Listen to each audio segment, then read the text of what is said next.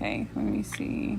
But let me at least say, because I know Nicholas, there might be some lag to this. I see you're kind of skipping around, but Nicholas in particular has been part of the group for a long time.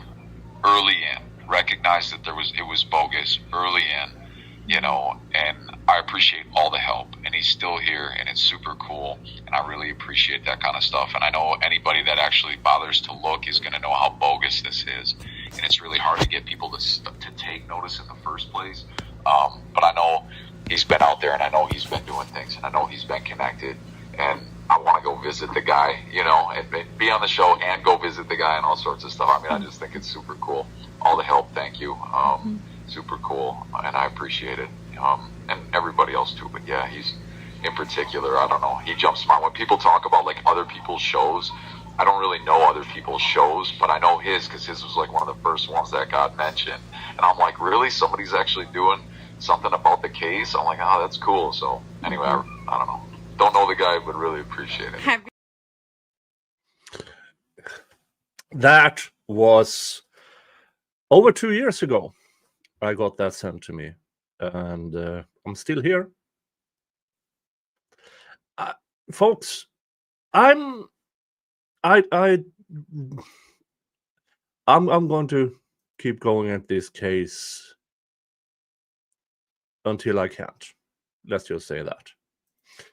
But we are here today to watch a new take on the Zachariah Anderson case. It is, what's her name again? Samantha, who says it's the I Don't Belong Here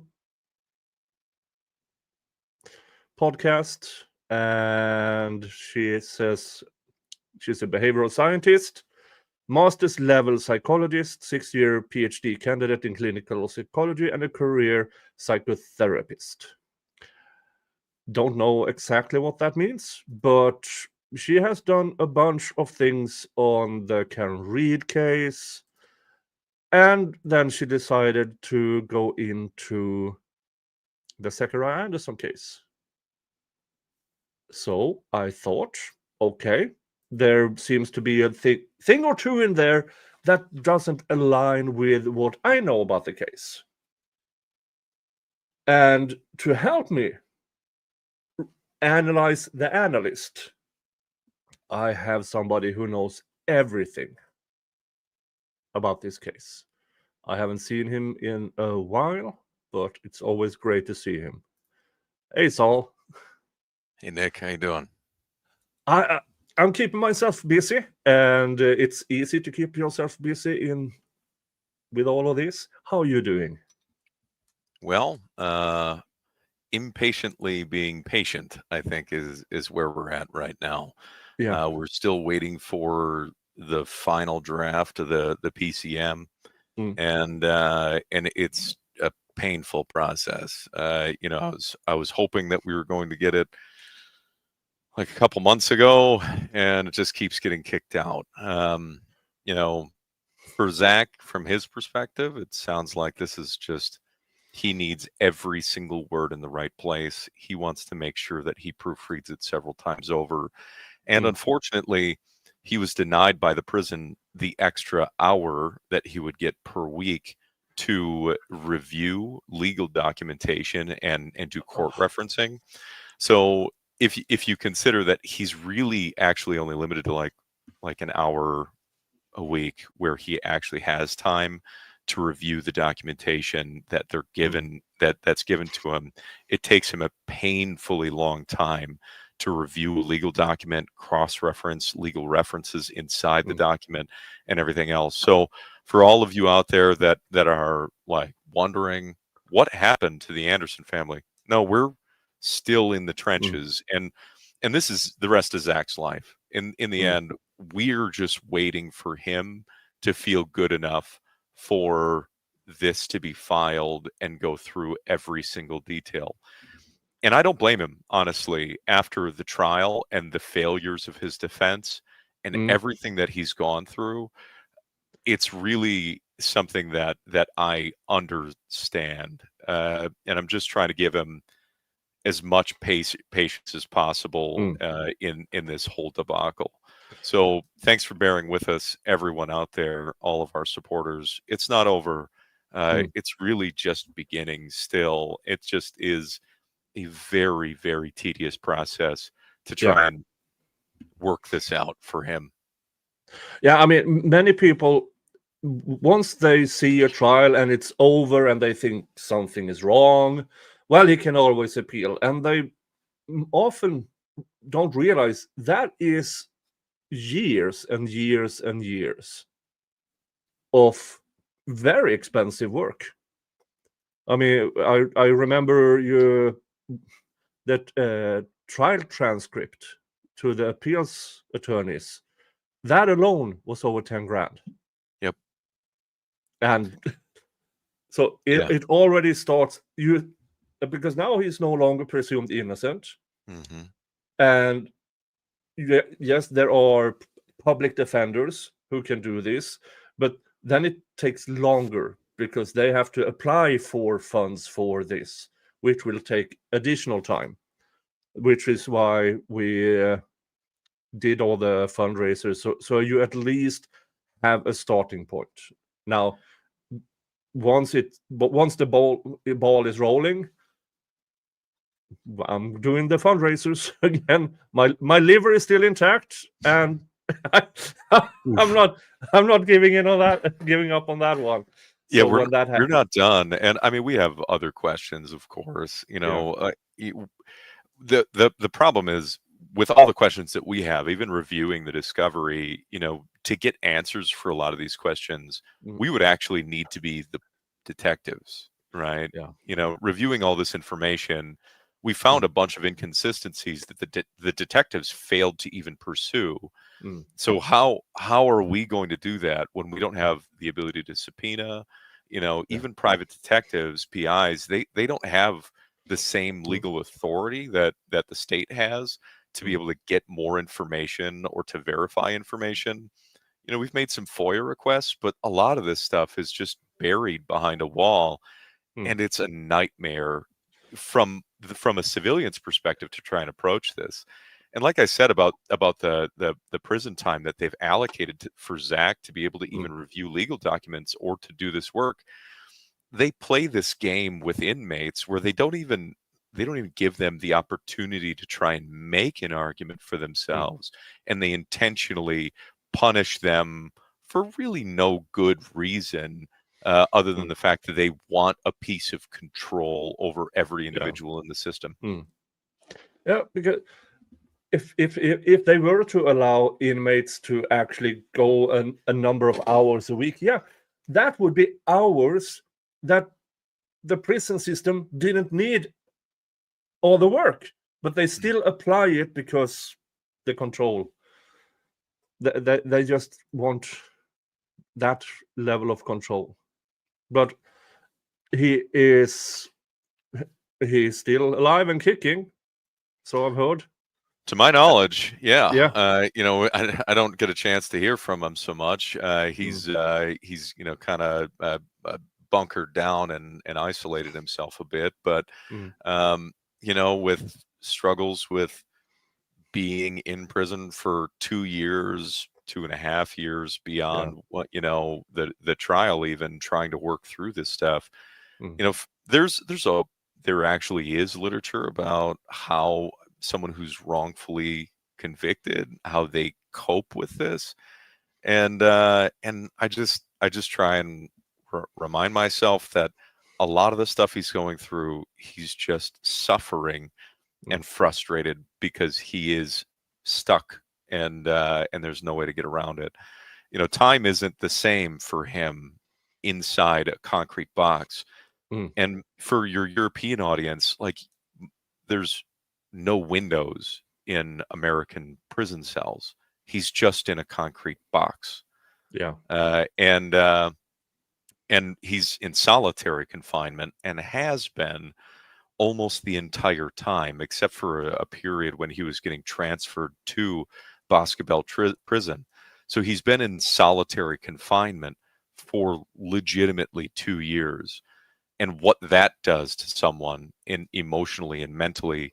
I mean, there's the walls sweat in the summertime with condensation because the temperature difference between the air and the actual concrete walls, like it's never dry. He showers in the same room, so any legal documents that he has, they get wet from condensation and from just his own personal cares. It isn't like a situation where you're just hanging out in a one-bedroom apartment or a single-room apartment for that matter. It's not even the respect or the care that prisons in Europe give their inmates. Yeah, I mean, there's differences between Northern Europe and Southern Europe, and there are countries whose prisons are infamous. But with that isolation part, because just having a window, I mean, that is, you don't, people don't appreciate the ability to go outside or even watch out a window until you can't. Yep. And it's not good. It's not good. Yeah, it's really bad. Mm. And it's 23 hours a day in his cell, aside from like he had some exercise time, maybe a little bit of time to get phone calls, and there's a little bit more time since January now that he's been able to get out because he got a job in the law library. So before that he was in jail for almost 3 years. So we're at like 5 years, and a bunch of that was COVID lockdowns where they also threw people in solitary just because they were sick. So you actually have 5 years, and a great portion of that has been locked away in solitary confinement repeatedly. This is actually torture. Yeah. Like not just incarceration, it's torture, and that's very different. Yeah. And people fail to realize it now. When it comes to now, this sadly doesn't apply to Zack unless he lives to 105 or something. But these are people who will get out sooner or later. What kind of person do you want when they get out 30, 35, 40 years? Do you want a person who has been in basically what in the military would be solitary confinement? Yeah. Or do you want somebody at least that they have attempted to rehabilitate? Right. And this is a major question for the punitive system as a whole. Like, what is the purpose of going to prison? Are you trying to reprogram someone to reintegrate into society and be a contributing member? Or are you trying to set someone up to then just be a habitual offender because you've actually just punished them with no other retraining at all for the entire duration that they have inside the prison system? The success rate in the extremely punitive system that some countries have is very low on reintegration, where there are some other countries that focus on developing skills and retraining people to get them skills to be a contributing member of society as a whole. And it's a totally different conversation to have, but it's definitely setting everyone up for failure, and a lot of the guys that are in prison, Zack was telling me that a lot of these guys, they you can't even read. So, they're not able to read or write or articulate. So a lot of people that aren't as fortunate or as literate as Zack is, are stuck in a system where they don't even understand what they're looking for in the legal library when they are given access. Yeah. I don't know what to add to that, because the system I am in have been focused on rehabilitation, but now our politicians are second and third generation politician, and everybody, let's be hard on crime. First of all, let me know when you meet somebody who want to be loose on crime. Yeah. So it's it's stupid to begin with. Now, I posted the link to Zack's Gives and Go. It's on the pin on the top of the chat. So first of all, thank you to Connor, Vice Baby. This will just land and then go into Zack's. So don't take the shortcut and do it and give to Zack's Gives and Go. Read them, write a message there, and I will read it here. That's the shortcut, because I don't have the conscience to keep that money. I really don't. I really And don't. we have all of the money that everyone has donated set aside in a separate account that we don't mess with. That's not our personal funds. That is everybody's money gifted to Zack for his legal fight.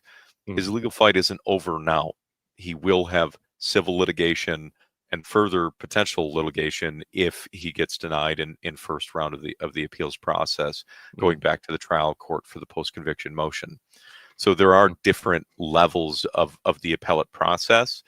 So it will be reviewed in multiple stages inside the state before it then goes to the federal level. And each opportunity or each level of the court may kick it down to a lower court if something wasn't addressed properly, giving them an opportunity to correct their error. So the whole legal process is very messy. It's organized, but it's not like, everybody cites this idea that we have the appellate process for all of those that are wrongfully convicted. Well, the appellate process is a grinding, arduous, slow process that still robs a near lifetime away from all of these people that are wrongfully convicted for whatever reason. Yeah, I mean, you see, the Innocence Project, statistically, 1 in 20 criminal cases is a wrongful conviction.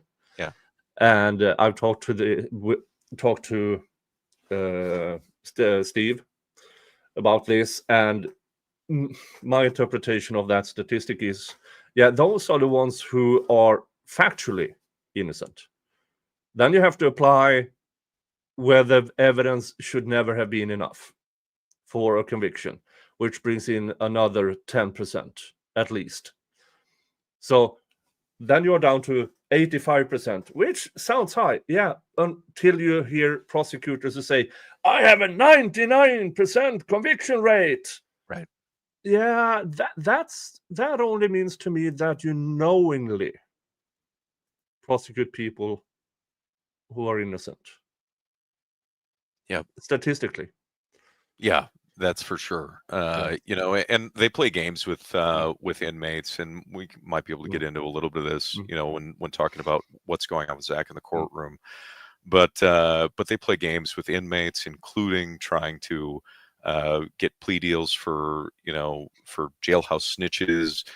They play games with evidence and even investigations. So they don't let the evidence, take the investigators don't let the evidence take them down to the path to truth. Very often what they'll do is they'll pick a suspect based on whatever information they have in early information gathering, but then they only stick to that suspect, because if you bring in evidence of an investigation of someone else, then the defense can maybe try and call into question based on some criteria in their investigation into a potential alternate suspect, the veracity of the case or the strength of the case against the accused. So they'll actually tunnel vision on purpose to refuse to investigate an alternate suspect, which is by and large what happened to Zack. Even though we had like Narita Macias, who was at the crime scene during the time in question that the crime was allegedly committed, with that compounded with the fact that she was producing an alibi before the man was even announced missing, and there was police investigation at all. Nobody's looking into her as a suspect. Why? Or why was she changing her mind after the meeting with the prosecutor? And why didn't they test the bottles of water? Right. Yeah, failures, major failures Yeah. of investigative work. And Mm. I'm not saying that they didn't spend an insane amount of money and time investigating. They Yeah. did. They spent millions of taxpayer dollars to try to frame Zack for a crime that he didn't Mm. commit. And, you know, you could make an argument based on everything that transpired that my brother's kind of a dick, right? That's fine. Make that argument. You know, based on everything that's presented, fine. I'm Mm. okay with admitting that. And everybody has a little bit of that in them. Okay, you know, he and Sadie were breaking up and he was kind of a jerk. All right, that's fine. But that doesn't mean that he was the person that committed this crime. And Mm. those are two very different realities. Yeah, definitely. Definitely. Now, if you're completely new to this case, I have a playlist which is extensive. If you have questions, do that big question mark so I can see it. Now, what we are here for is this. Let's see, her interpretation of what happened. I've seen a bit of it. I know Saul has seen a lot of it. But let's go through it. And then again, as folks, this is fair use. If you want to see this in its entirety without us two yapping at it, go over there. But we are analyzing and trying to educate ourselves, which puts us well within the fair use doctrine, in my opinion. Okay. So let's see here. He's being accused of stalking, not of the murder of Rosalio. So that video is very helpful. It gives us a sense of who he is. Can you kind of tell me what's going on with, like, what's up with your guys' relationship? What's been happening, going on? Well, so we were together for like 12 years. And about 6 months ago, she flipped her script pretty hard and went from being, you know, primary caretaker of our kids to barfly, you know. And so she, to my account, has picked up about 4 boyfriends. She had made comments to that effect to our daughter, you know. And she's been chasing around with whatever guys, to my understanding, will buy her some blow. And that's how she's been spending her time. But inevitably, the way she sees it is I'm stalking her. And I said, you know, honestly, I know you're going out with other dudes. You bragged about, you didn't brag about one guy, you bragged about 4, you know, like, go, what the fuck? It's been a circus trying to sort what's true and what's not out of my daughter's mouth the last couple of weeks. And for something like that, I think it really comes down to what she perceives is a circus. And there's a lot of really interesting tidbits in there. But for our purposes today, we're going to look more closely at the statement that Zachariah makes to the judge after the jury comes back with a guilty verdict, but before the judge is going to sentence Zachariah. So very interesting that she pulled this clip and then Yeah. she kind of like she's starting the spin already. And I was like kind of trying to figure out where she was going with this. Was this where she was trying to claim that she had baseline? Because contextually, she's already missed the point. At Yeah. this point, Zack is already arrested in this video that she's watching. That's not Zack baseline. That's already Zack under duress. So he's arrested, he's being interrogated, and that's not even early in the interrogation. So her trying to claim that like this interrogation video is baseline is already bad logic. It's already starting from the incorrect place. And she doesn't even understand what was leading up to that arrest, because he's not wrong. The last 2 weeks before that he was arrested, during that video, the last 2 weeks before that interrogation were a circus, including FBI involvement and stuff like that to protect our family member. So, you know, he's not wrong that it's been a circus trying to figure out what's true and what's not true coming out of his daughter's mouth.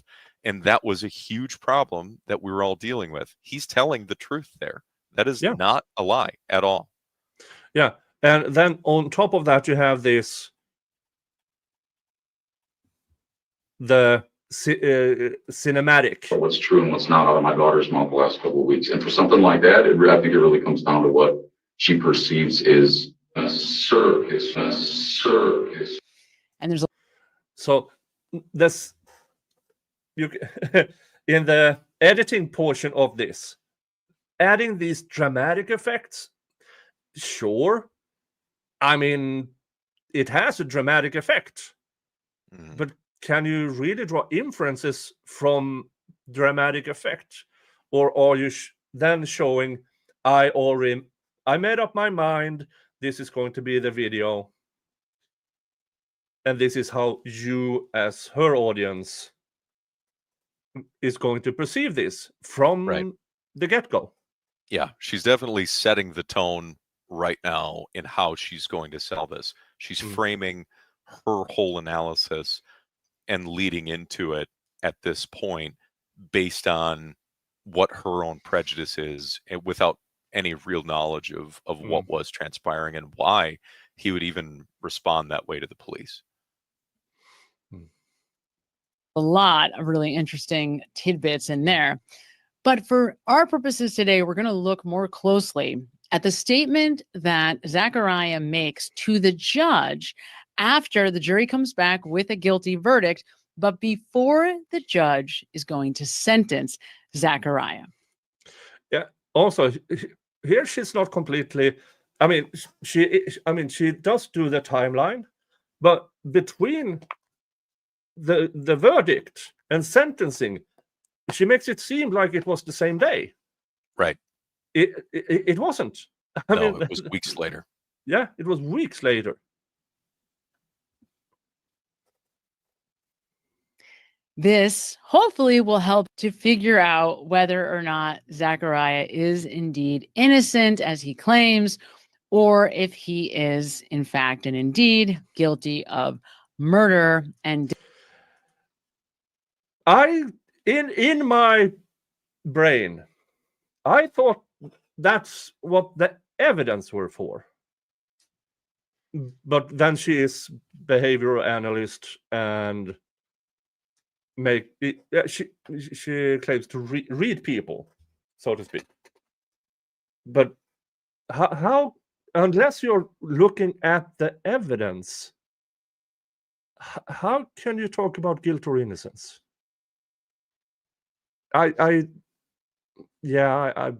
disappearing the body of Rosalio Gutierrez. Is there anything you wish to say before sentence is pronounced? Now, one thing I want to say before we get deeply into this video, think of analyzing somebody's behavior, somebody's speech. Think about it like there's almost two warring factions inside of us. There's the part of us that we control by will, the governor or part of your brain that is watching and analyzing and trying to deliberately control what comes out of your mouth or how others perceive what you're doing and what you're saying. She's not wrong. For under normal circumstances, she's not wrong. This is not a normal circumstance. And then there's what's involuntary. And when we're analyzing a statement like this one from Zachariah, we want to understand that these two aspects of him are on full display. And when somebody is trying to hide something that they've done, when you are holding in your head the truth and you're trying really hard to convince us of something different. Here she is biasing the audience. Already. Yep. Inserting it. Well, she also, makes this claim that Rosalio is this like super nice guy, right? So anyway, I'll let you go. Yeah, but she's biasing. Here is what you are supposed to think. And then I'm going to confirm what I already planted in the audience. Yeah. For me, I want people to see then ask the question, what do you think? And then maybe go on to, I can understand this, but you have to realize this, and this. That for me is when I at least try to be objective. Now, people who watch my show knows I'm not always objective. I'm always very pro defense. Now, in about a fifth of the cases I cover, I might cheer on the prosecution for different reasons. But for me, it's very strange for me to bait the audience into a predetermined opinion. I feel that's very strange. The one thing I do is I tell my audience, yes, I am biased. Mm-hmm. So interpret what I'm going to do here as biased. She's portraying herself as unbiased. Correct. While at the same time saying, this is what he did, he is hiding something, now I'm going to show you. And then all of a sudden you're already predetermined into thinking, oh, he's hiding something. These two parts of you are going back and forth. Sometimes the willful side wins. And you do come across exactly the way you intend to. He comes across as an innocent guy. But other times, while you're holding that thing in your head that you don't want anybody to know about, it slips out. So what we're looking for is evidence of where that willful part of him and the involuntary aspects are not in alignment. This is actually Where like there's almost verbatim the definition of confirmation bias. Yeah. I am watching because he seems innocent, but I'm watching for the slip to see when he's guilty. That's exactly how she just framed this. What are you doing? You can't start by saying, well, I'm this behavior scientist and this clinical psychologist, educated psychologist, and here I am, breaking this down for you from my professional point of view, and then immediately turn and say, you know what? He seems innocent, but let's watch for when I think he's guilty. What? Continuity between what his body's doing or even the words he's using and the message that we know he's trying to get across. That is the whole objective as we look at his statement here today. How much time do I got? Well, I'm going to talk about that a little bit. Oh, you mean how much? Oh, I misunderstood. I've had people give us We're not different version not of that that. version. Yeah. How much time do you have to talk? Yeah. Yeah, I'll give you a reasonable period. I mean, this is one of the major events of your life, so you're certainly welcome to speak. I'm not going to say it's unlimited, but you're welcome to tell me what you think. Speak from your heart. That face that he makes there is pretty interesting. The judge says just before that, you can speak from your heart. And we see that, Zachariah doesn't seem so thrilled about the prospect of speaking from his heart. No, because if he did, he would tell you exactly what he thinks about Sadie. He would tell you exactly what he thinks about Gravely. He would say exactly what he thinks about the judge. That's the no, you don't want that. So what wasn't even televised was all the literal years of backroom games that they played, all the hearings, the previous mistrial, all the stuff that had happened leading up to this, where the judge was like in a pretrial hearing for the Denny motion, looked at his defense attorney and said, I'm not even going to read your motion unless there's exculpatory evidence in here. And there was. And she said, there is, Judge. It's in there. And he refused to read it. So when you have a judge operating with that much bias, intentionally manipulating the courtroom, intentionally siding with the prosecution, intentionally dismissing the defense's witnesses to make it appear like your case is weaker than it is, how are you now, as a convicted person, going to then tell the judge what you honestly think?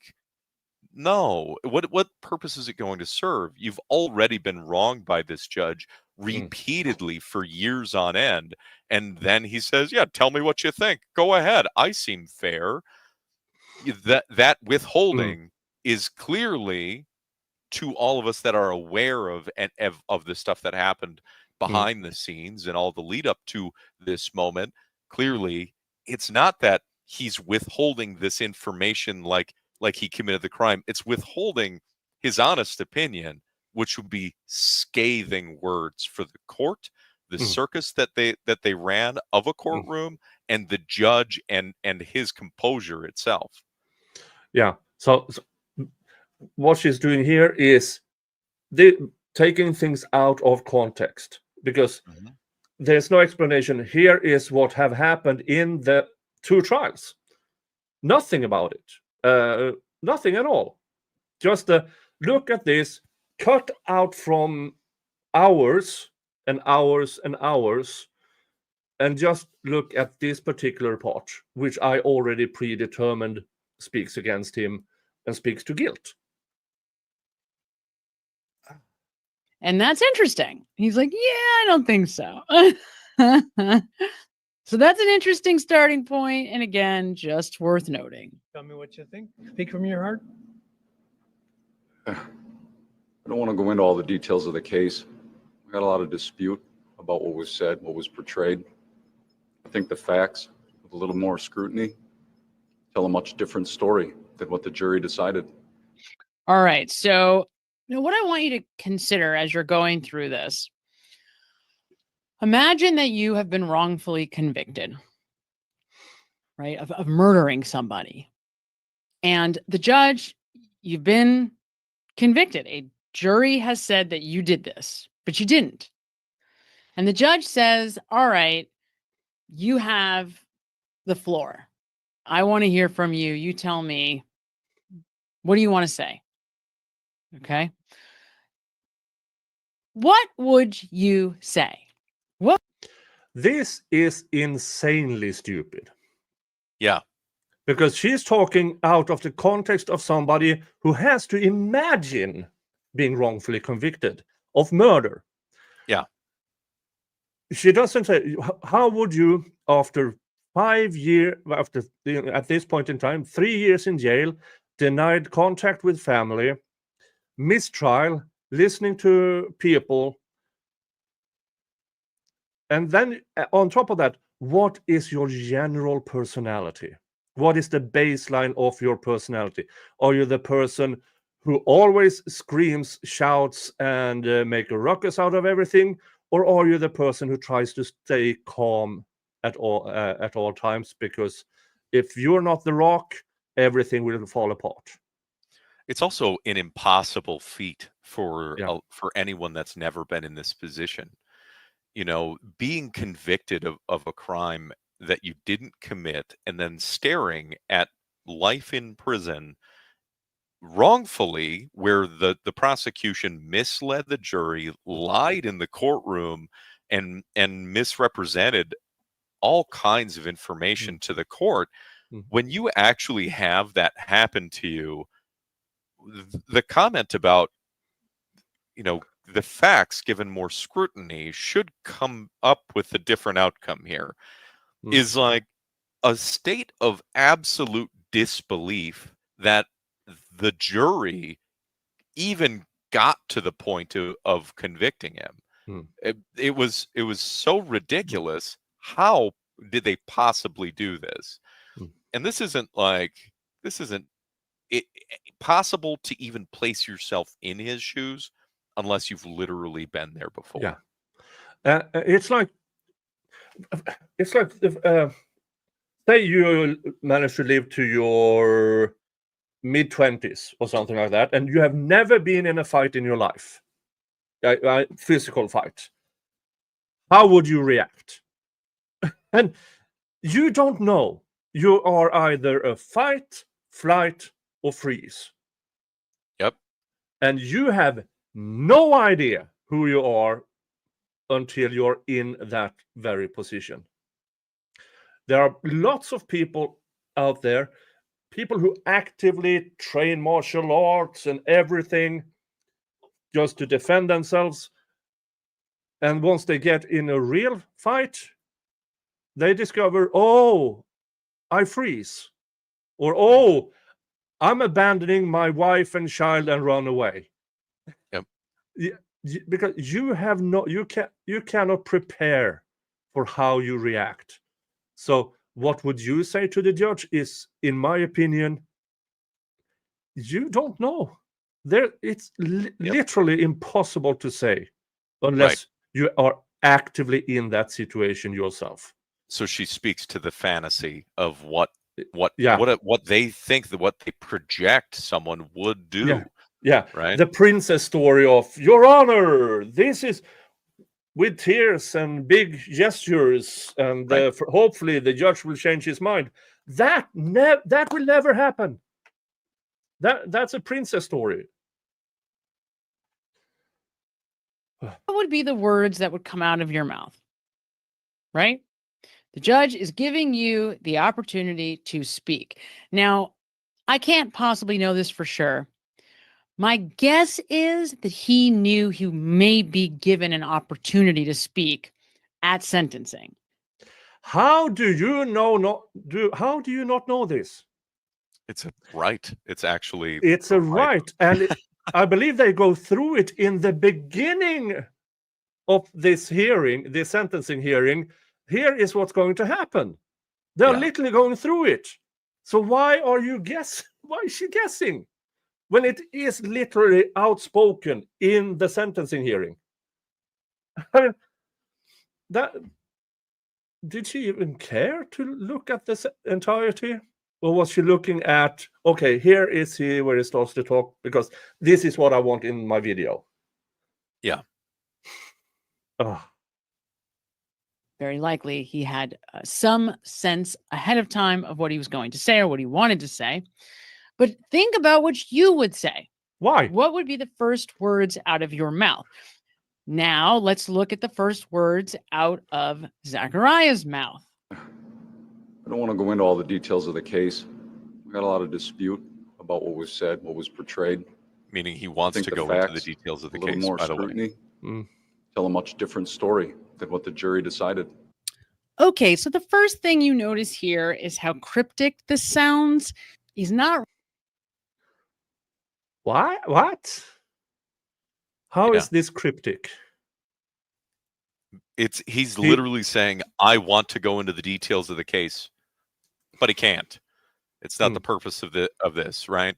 Because his lawyers were telling him you can't go into the details of the case because he wants to argue the details, because they misrepresented the details. They got details wrong. They specifically made stuff up. You know, people were lying on the stand repeatedly, and he's going, what is happening here? This isn't the reality that I lived at all. Like, this is so disconnected. I want to argue all these details because it doesn't even make sense what you've presented here. You've twisted it and like turned some sort of lens to change the shade of everything that transpired in my life over this period of time. And it is crazy that I'm sitting here convicted just because you've decided to tell the story like a bad court reading, right? A complete misrepresentation of what actually transpired. All right. Now, a bit of update from the Gives and Go.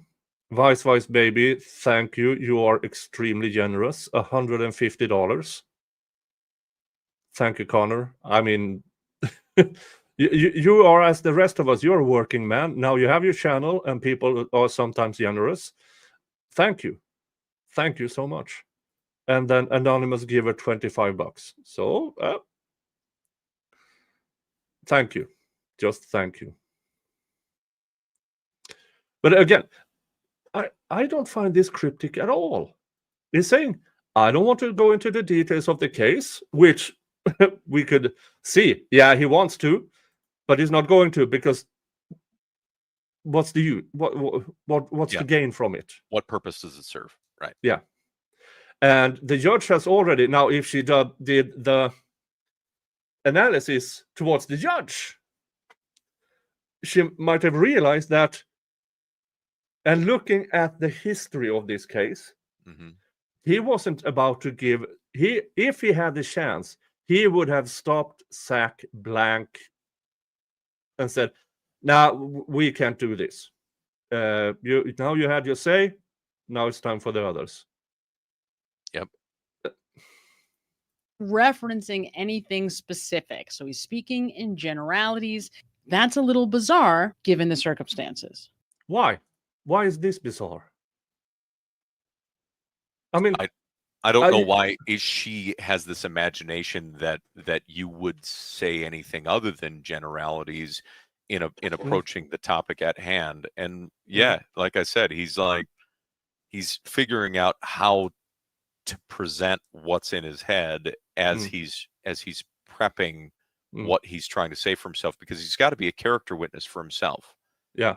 And what's her baseline for saying this is bizarre? What other cases and circumstances have she seen with people convicted of these crimes or similar crimes? What's her baseline for saying this is bizarre? Right. Especially ones that were factually innocent, wrongfully convicted. Yeah. Now, had she been objective, if he is factually innocent and he was framed to this, is this a normal reaction? Or what would an obviously guilty person say in the same situation? Right. What's the baseline?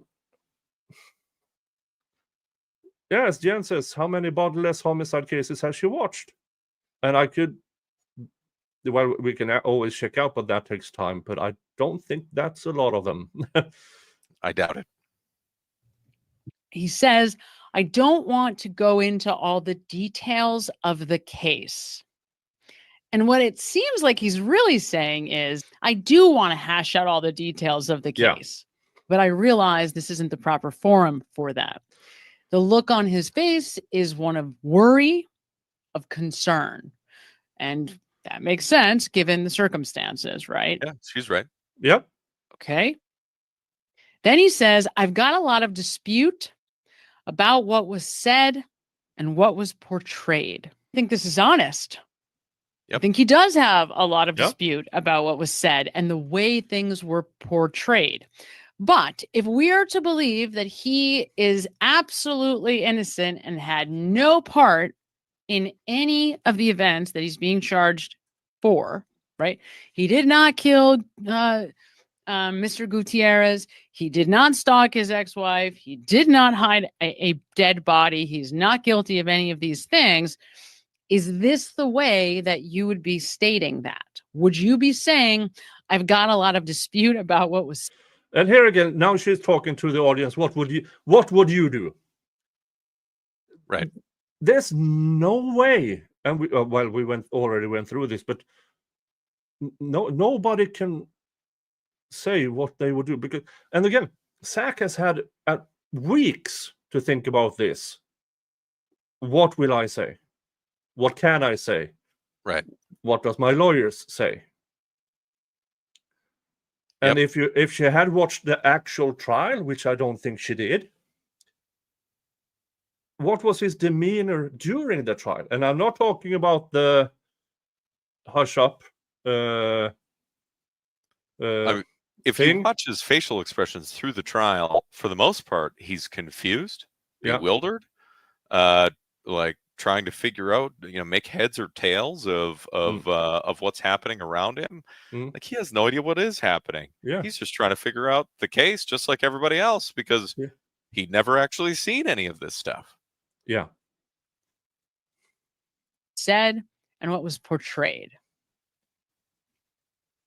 I think the facts. Oh, and she does it again. Oh, that.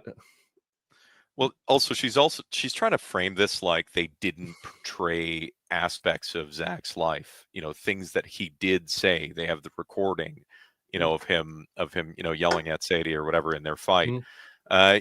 So they did portray things that were genuinely out of his belongings. Some things.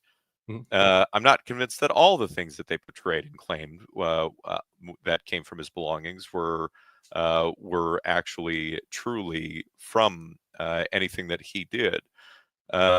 So this whole situation where she's like, why would you say that they portrayed something and that it was portrayed weird?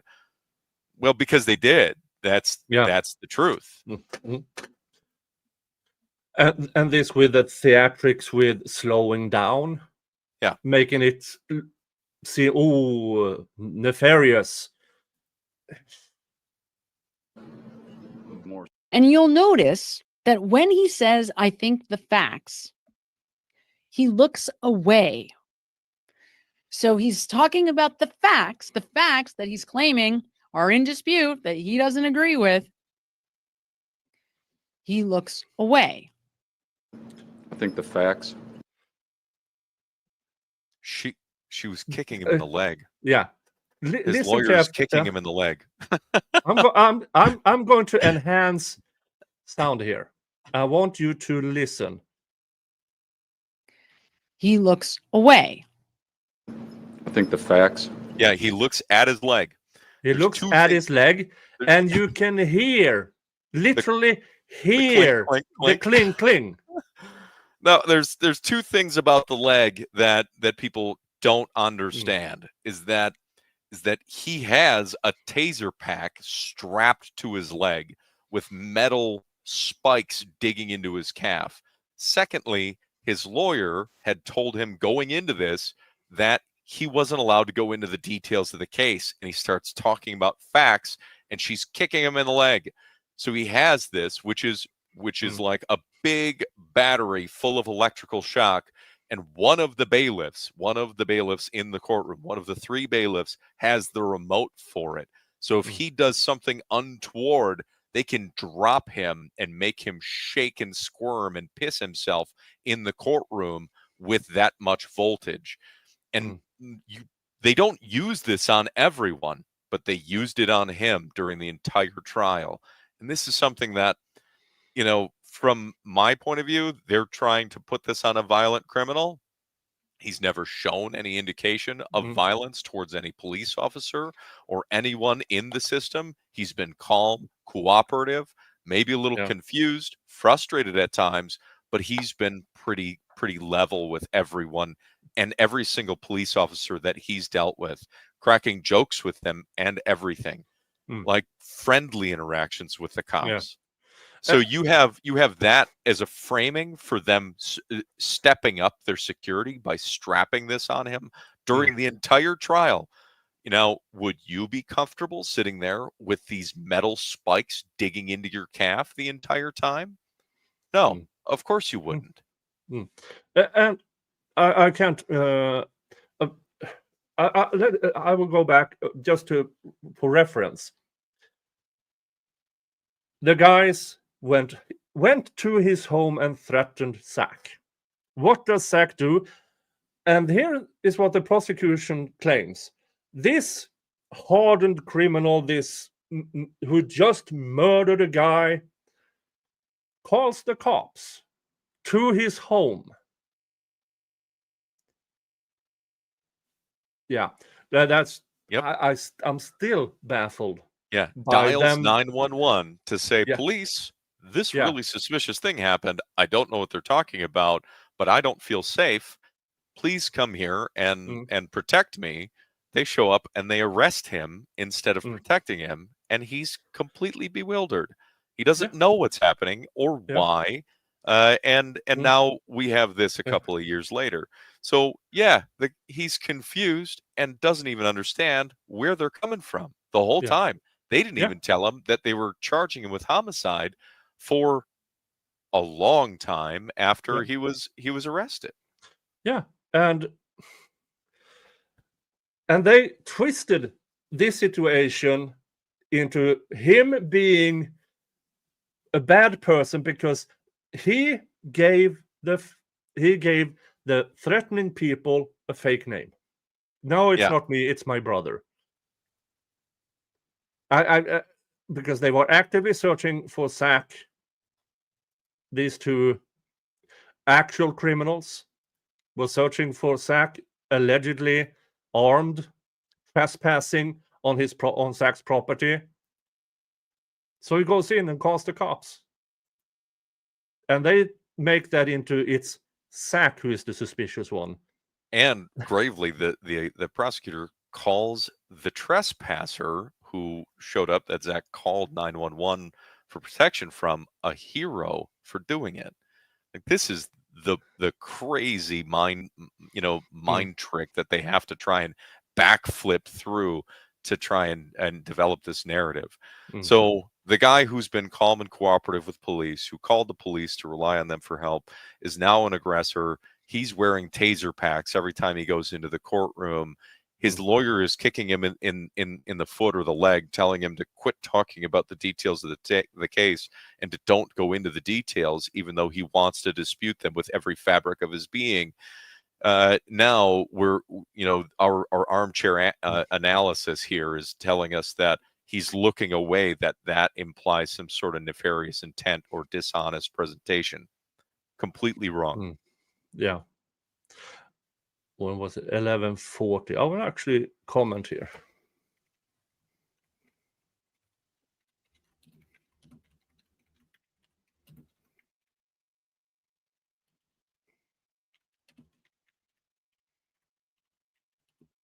It's H, but it's okay.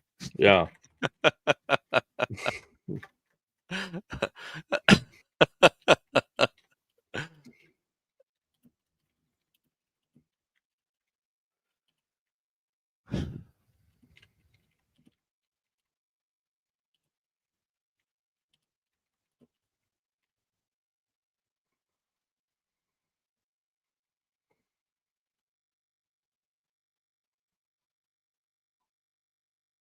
Yeah. All right, let's continue. A little more scrutiny, tell a much different story than what the jury decided. So what does that mean? Does It that means mean his that leg is in pain. he's lying with what he's about to say? It very well could. You can even see his brow furrow that she's kicking him in the leg. Like, this is laughable. Yeah.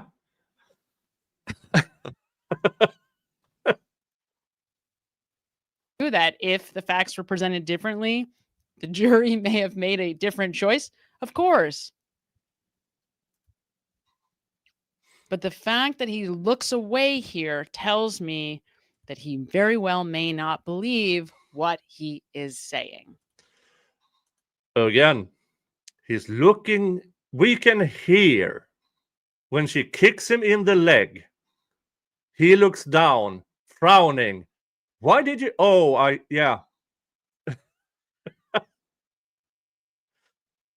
Good analysis, Miss Shrink. Starting it out good. Right on track. And I don't think that things played out fairly. I think that there's some things that are not just from our side. Questions outstanding for both sides.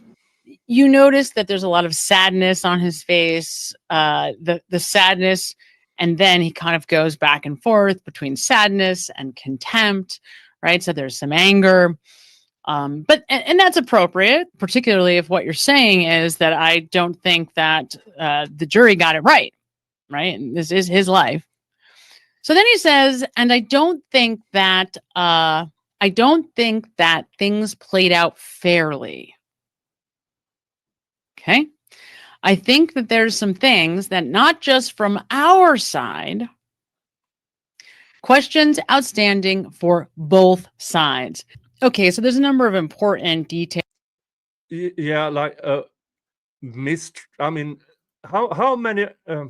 We had the first mistrial because Gravely failed to tell the defense that more or less their star witness changed her mind. Hmm. And then in the trial, there were numerous. I don't. 2 years ago, I could have answered how many times they could have opted for a mistrial, but it was 3, I believe, very close calls. But the defense chose to not ask for it, and a number of others where they could have. So yeah, it did not play out well. Yeah, it was terrible. It was a terrible, very poorly executed trial, including having many or several open discussions in front of the jury, discussing facts that they probably shouldn't have. There's all kinds of stuff. The fact that this was getting streamed, a lot of the things that were being discussed, the jury could go and watch later on if they chose to. There's a lot of issues with this that up to and including watching the judge fall asleep on the stand and a juror sleep during the trial. From my point of view, from me personally sitting in the courtroom watching both of those things transpire. So, when he says, there are facts to dispute and how this went, I want to dispute this. Yeah, of course he does. This still ties back to her original framing that she is looking for the giveaway, the tell that he's guilty, not that she's giving a neutral analysis of his body language. Yeah. And if she knew anything about the case, maybe it would sway her, change her mind a little bit. But this is obviously her looking for the guilt in his expression. Yeah. Now, Ace's baby, or Ace Babe, have a look at Dr. G. Oh, we have.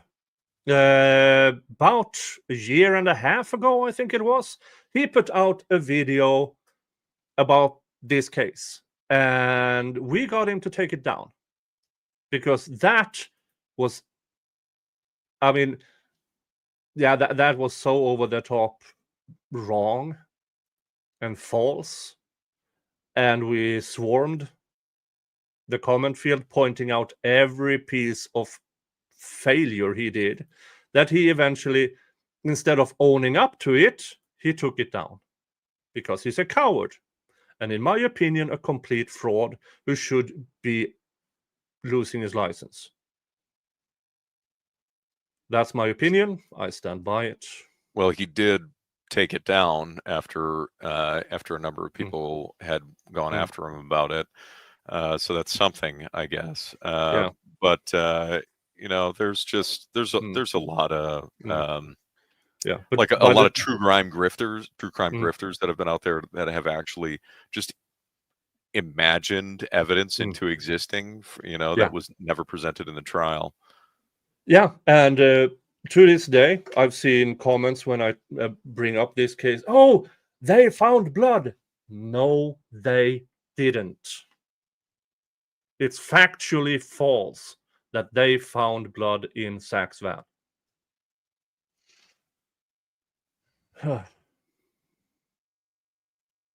Here. First, as he's talking about sides, he's talking about our side, which helps us to understand that he does feel like his attorneys believe him. They are on his side. It's us, not I, right? He doesn't feel like it's me against the world. He feels like these people around him are his teammates in this thing. But he's also trying to be the good guy here, because he's talking about how both sides have unanswered questions and how this is unfair to everyone. And that makes sense. Where did he say that? Well, he says that both sides have questions. and that it wasn't a fair trial. And that's kind of the reference that she's making, which is fair. He's trying to appeal to the judge's sensibility by saying that the prosecution still has questions hanging out there, which is a rational mind of someone that's looking at this going, they didn't even answer all the questions they set out to ask. Like, this is ridiculous.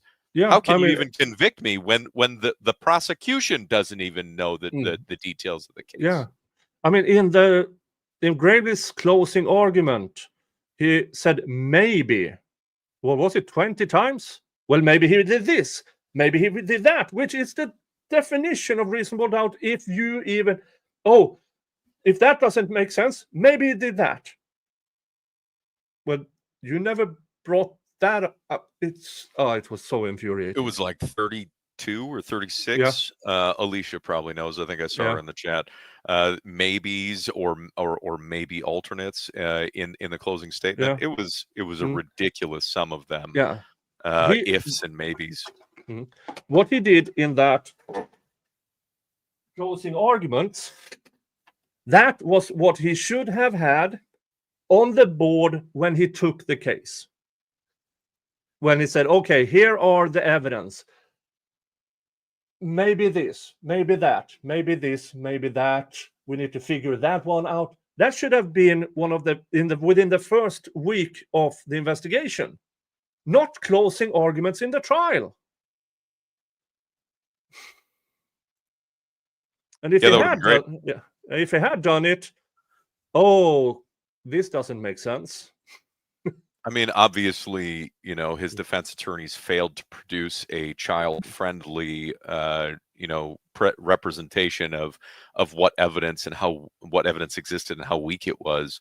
Because the reality is that the closing argument was pretty weak, and changing lawyers for the closing argument was probably a very bad thing to do. But had they, even changing lawyers, literally had a massive poster board where he's like, this is the stuff they claimed, this is why it doesn't make sense. And literally spelled that out. And I mean, like, third grade or lower, like, reading level, like, really, really spell it out to this jury, maybe they would have understood. But I just don't feel like he was talking at their level and really presenting it in a way that that they comprehended. They didn't comprehend really what reasonable doubt is. They didn't comprehend the connection to the lack of evidence presented, or the zero evidence presented in trial for some of the charges, and then convicting him on it. It just wasn't there. So I mean, what was the point? The jury was just there rubber stamping whatever the prosecution said, because who can say, I can't figure it out, but maybe he's a bad guy, so he can spend life in prison. One of the pictures I wish would have seen, but somebody made it afterwards, is this. These are the cameras between Zack's house and Rosalio's apartment that he had to pass. And not one of them picked up either of his cars, anything. And that's both freeway routes, by the way. So So people look like, it could have had a detour. If he had a detour, he wouldn't have been there, done the deed, and get back in time. Maybe he could have driven 70 miles an hour in average on side roads with a 270-pound, 6-foot guy in a rolled-up, blood-soaked rug without leaving marks from that. Right. And here's another thing. And there was construction on the freeway too, on a number of the freeway routes. So even with those routes, like if you were to type in like the travel time right now, it's not even close to being accurate, because the freeway was all torn up and shut down, both in Kenosha, also up north. So like on both ends, there was massive freeway construction. And so everything was all mixed up. And there was no way for him to make that route without driving past these cameras, with the time frame that they presented, for sure. And these are the cameras along the freeways. There are still cameras on the other routes. There are businesses. There are and in all of this, they explain it away. Well, the rug was hermetically sealed. With what and how? Right. And yet magically that one drop escaped the rug. I mean, get out of here. This is just, it's a fantasy for how a crime can be committed. They're pretending like reality is Dexter, like you can just do this kind of stuff and nobody will be able to tell. Yeah, and that fucking pin-sized prick of something.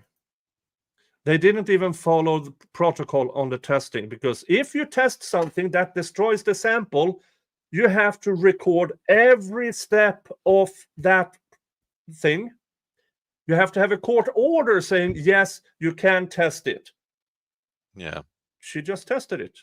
I mean, we're getting back into the weeds, arguing the details of the case and our frustration with this. But I mean, the reality is that, you know, she's way off base in establishing even why he's presenting information, and that is a huge problem for us. Yeah. Now, and when she does a video like this without establishing a baseline or anything, with a few hours of research, okay, I want to show this. Is there any information out there that tells me I might be wrong? And she might have found me. She found Jeff. She would have found Ozzy. She would have found a lot of people. She would have found the Free Zachariah Anderson page. Yep. She didn't, because her audience is what's the talk of the town. Okay, Karen Reed was framed. I'm going to do videos about Karen Reed being framed. People believe Zachariah Anderson is guilty. I'm going to portray it. She is feeding her audience what they want, because brings clicks, brings views. For instance, this now had 8,000 views, which I don't know where that comes in along the way.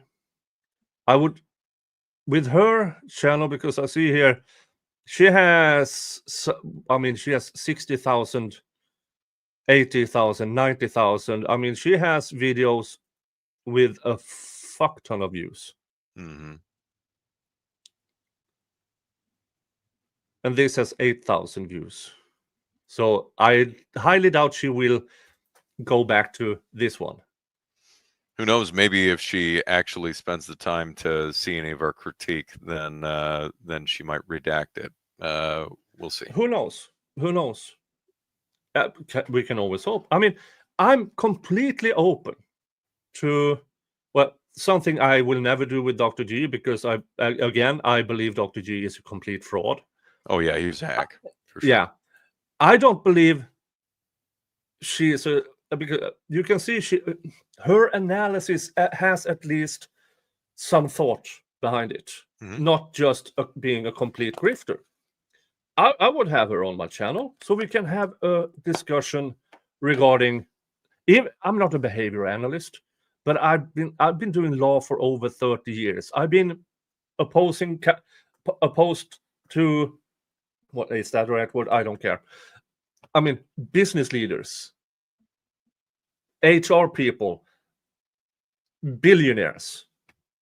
I would say, even though I'm not a behavioral analyst, I can still read people. Yeah.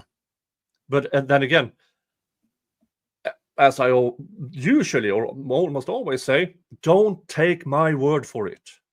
Yep. It's because if he's trying to imply that I didn't do this, well, yeah, then by default, the other team doesn't know who killed their loved one. But he doesn't say that directly. It's an implication. We're not going to ad-lib. So he didn't say that. We don't believe it. And I don't think the court accomplished what it set out to do in any means if both sides are left with so many questions. And I don't think,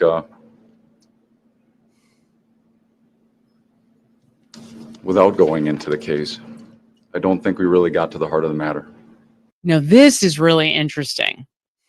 You can see that as he says, I don't think the court accomplished what it set out to do.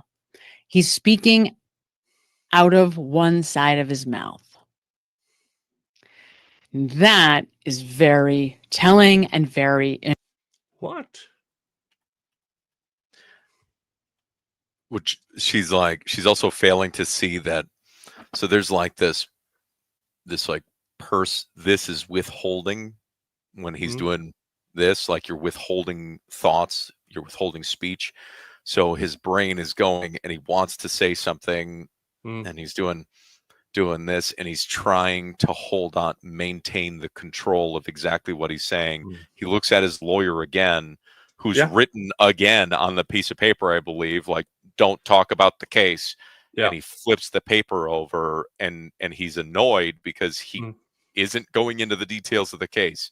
So you see that, you actually see that's irritation on his face. I know him. I know he's irritated. And he is in communication with his attorney, who is right here. She's looking at him right She's now. looking at him. She's probably doing eye movements. Do not do this. And whispering. Whispering all the time. He has the microphone there, so he's projecting his voice into the microphone, which, he's talking out the side of his, because he's multitasking, looking over there, talking down there.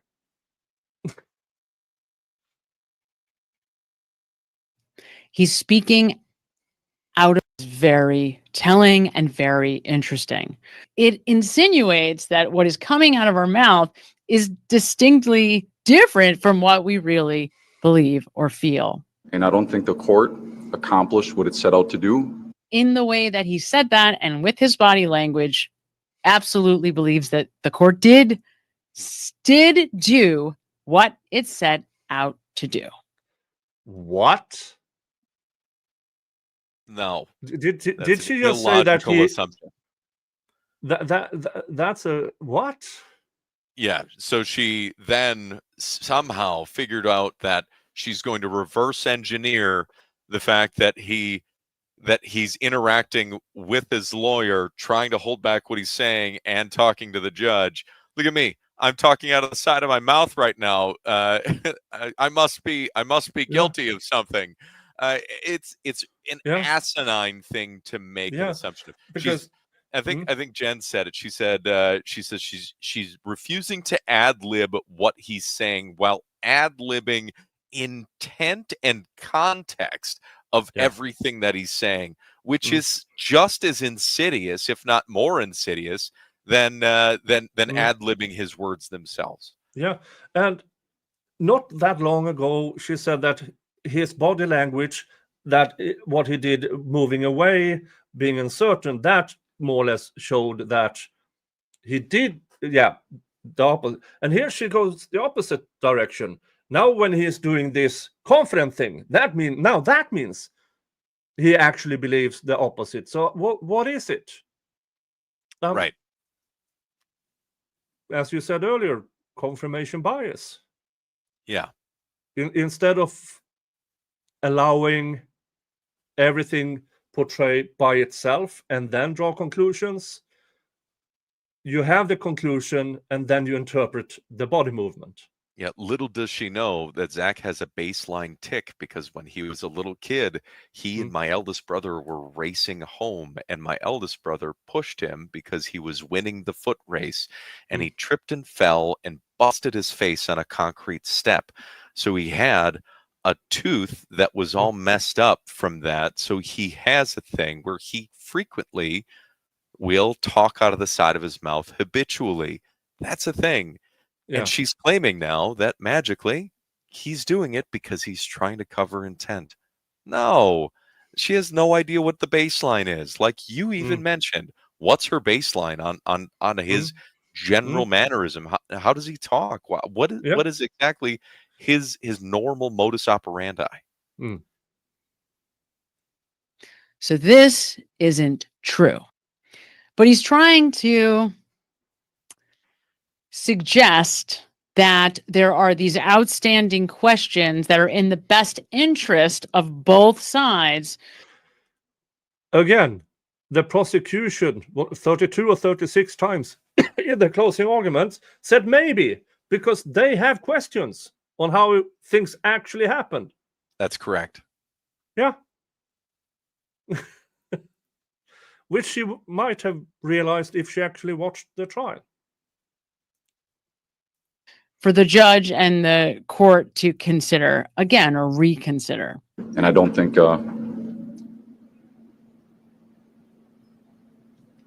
without going into the case, Yeah, that was I don't think we frustration. really got to the heart of the matter. Frustration He at looks at his his lawyer. attorney. He says, He's and I giving him don't rage think, eyes, telling him to stop, right? His lawyer, Nicole, is sitting there giving him the death stare, like, don't do that, don't do that, right? And he literally looks at her and he's like, I'm not doing that. Quit it. That's what that exchange was, reading the two of them in the room. Yeah. Without going into the case, I don't think we really got to the heart of the matter. So he's speaking in the negative here, which is generally, particularly when going through this kind of lengthy explanation, is indicative of somebody who doesn't believe what they're saying. Without going into the case, I don't think we really got to the heart of the matter. You'll also notice that there's a lot of uncertainty in the way he's saying this. I don't think we really got to the heart of the matter. He didn't say, we didn't get to the heart of the matter here, Judge. He's using language indicative of someone who doesn't entirely believe what they are saying. What I can What? Now we are going into a speech pattern here, which is many people without knowing use words, filling words. Yep. They fill in words while they are thinking, what am I supposed to say here? One of Zack's filling words seems to be that he downplays a bit what he's trying to say in order to get it right in the end. So he used filling words. And this one is, I don't think we really got into the heart of the matter. Yeah, he's trying to present as a reasonable person to the judge. And when he says that, there's still a legal, like he's approaching it from the mentality of, this is a legal argument. We're in a courtroom, and we didn't even get to the core of what even transpired. That's what this really is about. I mean, the fact that she's trying to imply malice, because he's like, this trial was a sham at best. We never even got the answers that the court set out to present. This is ridiculous. It's nonsense. tell you is, I didn't kill anybody. What I can tell you is, I didn't. These choice of words are really interesting. So what I can tell you is, nobody is telling him what he can or can't say. That's not the point. They've convicted him of something, and they've actually muzzled him, and his lawyer has already told him that he cannot say anything about the facts of the case. The whole premise of her statement right here is completely false.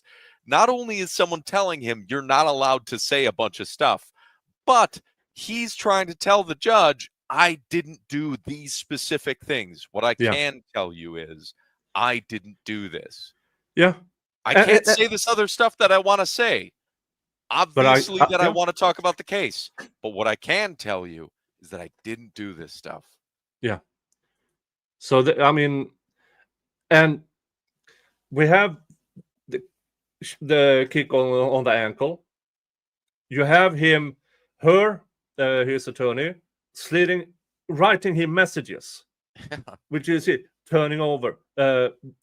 Okay, I got it. I can't talk about the case. It's literally right there. In front of you while you're Yeah. watching it. He is making that decision. He is choosing to say what he is or isn't saying. But what he tells us is, what I can tell you is. Okay. So what does that imply? What it implies is there's a lot he can't tell you. So what he says then is, what I can tell you is I didn't kill anybody. Mhm. Okay. What I can tell you is I didn't stalk anybody. And what I can tell you is I didn't dispose of any corpse. This is me. Yeah, we can probably skip over the self-advert. What I can tell you is I didn't dispose of any corpse. Now, here's something else that's really interesting.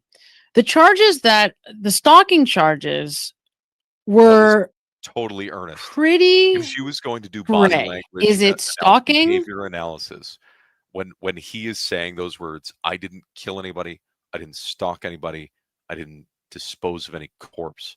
He's saying that with absolute certainty and resolve.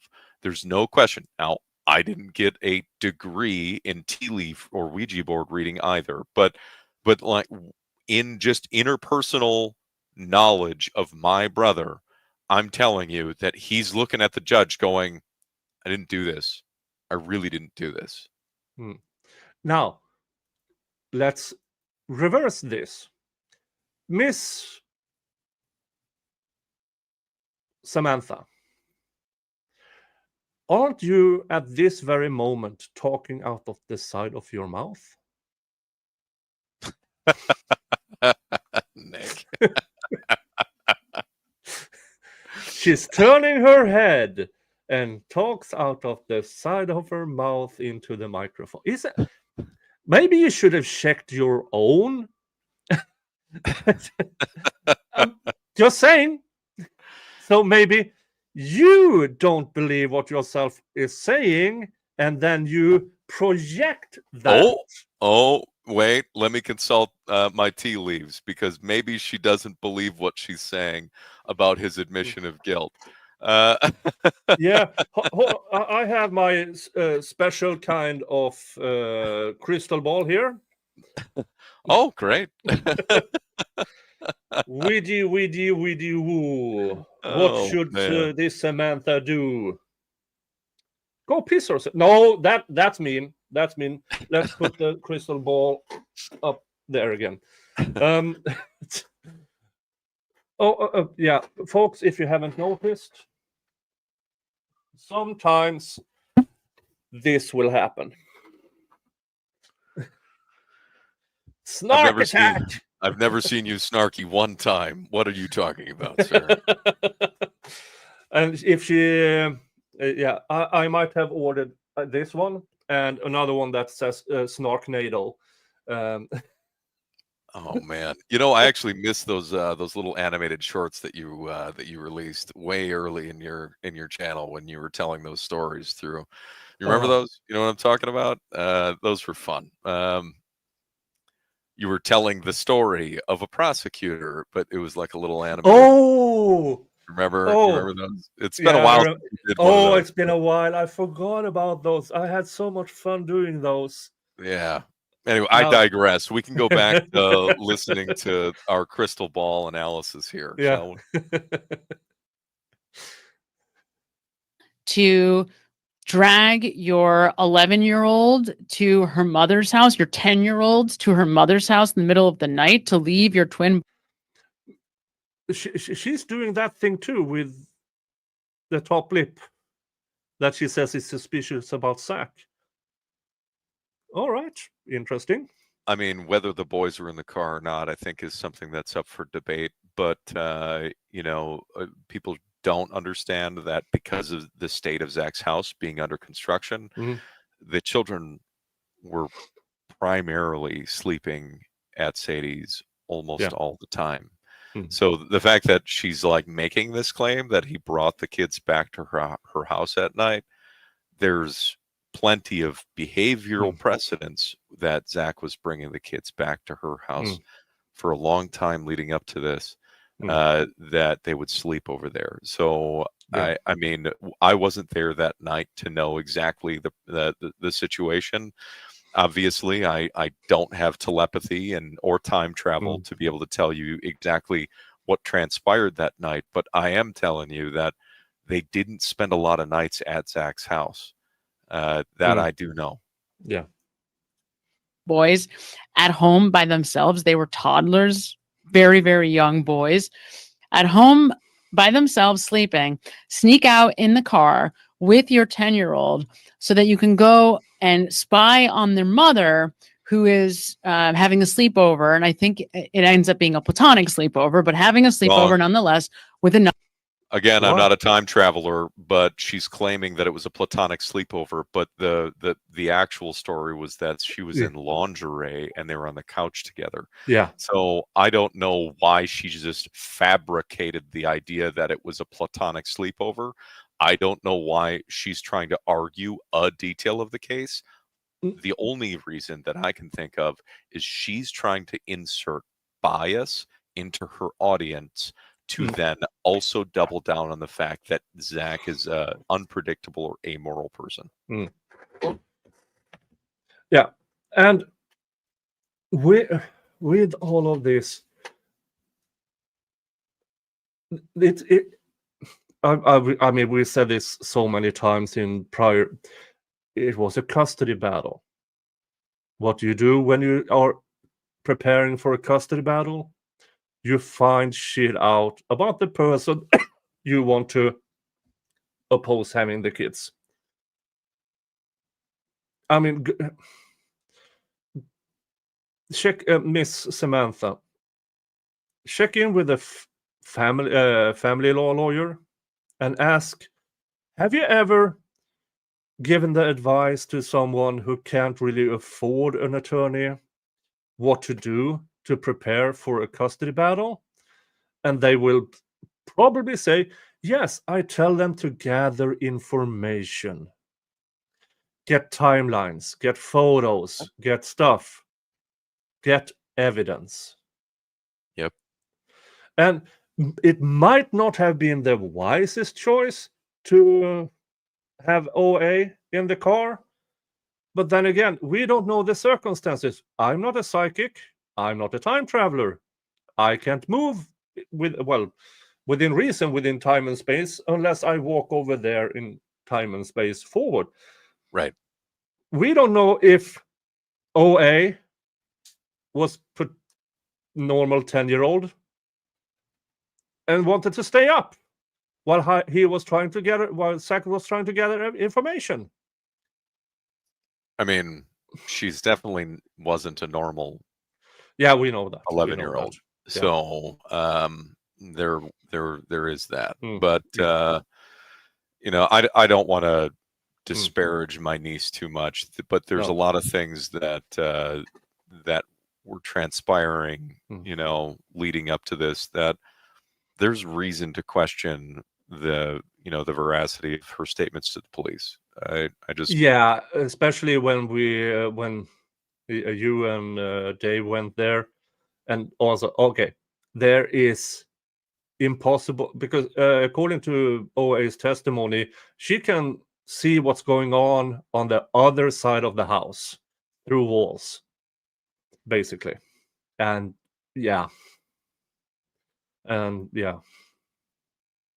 other man who she's met a few months ago on the internet. Okay.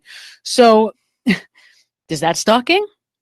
Because that is a fact. That's not even in dispute. He doesn't argue that that didn't happen. He is willing and admits from the beginning that, yes, that's what happened. The thing that he argues is that he tries to claim that the kids were with him, that he brought the sons in the car also, that the daughter is a liar, that the daughter likes to make up stories. Factually true. Yeah. The daughter likes to make up stories. Yeah. Factually true. Yep. That's a big part of what he tries to convince the cops during the interrogation about the stalking charges. So, so when he says to us here, what I do know is I didn't stalk anybody. Well, that depends on how you define stalking, Okay. right? No, it doesn't. There's a legal definition for Yeah. stalking. There's a legal definition. And therefore, this is like, well, that depends on how you define it. No, that there's a legal definition for stalking. Yeah. One of them is you have to induce absolute fear into the person you are allegedly stalking. And throughout, even through Sadie's testimony, she was never scared of him. I see Law Kong asked the question. From the evidence, there was no recorded footage of that. To my knowledge, thank God, I would not have wanted to see that.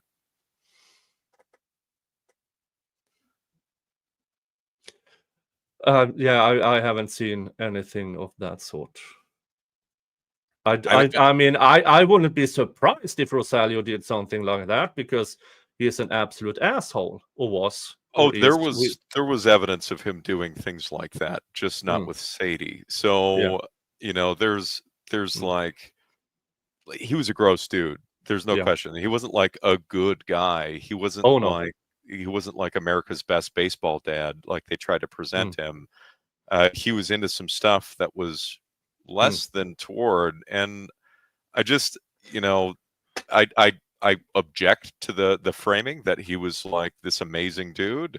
He was involved with some people that could have been dangerous, and there were other leads that the police should have followed. Yeah, he had his accounts and car in his mother's name to avoid paying child support. He was simultaneously dating or trying to date several women. We know about 3 of them. I mean, men date multiple women, but he also had a history of getting drunk and beating women. So, I mean, this isn't the dude that's like always like everybody has flaws. Okay. Yeah. I'm not saying that I'm a perfect person by any means, but like he also did some gross stuff, and we should just be clear that he wasn't the best human being that has ever existed. Yeah. So what he's really saying here is, in my mind, I didn't stalk anybody. By my definition, I didn't stalk anybody. No, by the legal definition. By the legal definition, it did not raise to stalking. That's what he's claiming. By the legal definition that they read, the legal definition in court, that he did not stalk Sadie or Rosalio, that they didn't present him any evidence of him stalking Rosalio at all, and therefore he's innocent of both. So she's framing this incorrectly. Yeah. Now, when we were waiting for the verdict, it was a panel of 6 or 7 of us.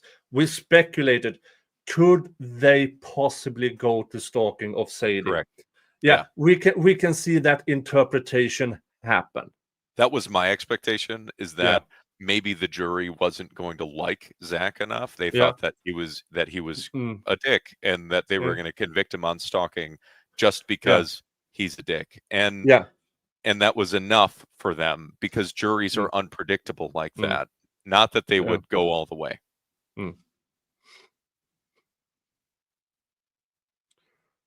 Oh, dear Lord, please tell us when you hit the play. We're talking too much. All right, carry on. In detail, as we continue to go forward here to try to understand whether or not this his claims of innocence are valid. He does not say, I didn't kill Mr. Gutierrez. He doesn't say, I didn't stalk Sadie or my ex-girlfriend.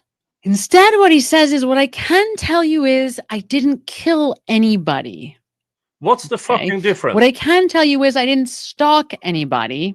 And what I can tell you is I didn't dispose of any corpse. No, he's proclaiming his innocence. That's what that is. That's literally him declaring his innocence. The Is thing he that she being accused him coy? of not doing. He's Yeah. not being coy. Yeah. Oh, earlier, oh, it's not clear enough. Here he is absolutely clear, and then that's not good enough because confirmation bias. Is this somehow a play on words? Is he just using language here as a way to put distance between himself and the crime? He's literally saying, I did not kill anybody. I did not stalk anybody. I did not dispose of any corpse. That's correct. What's the distance here?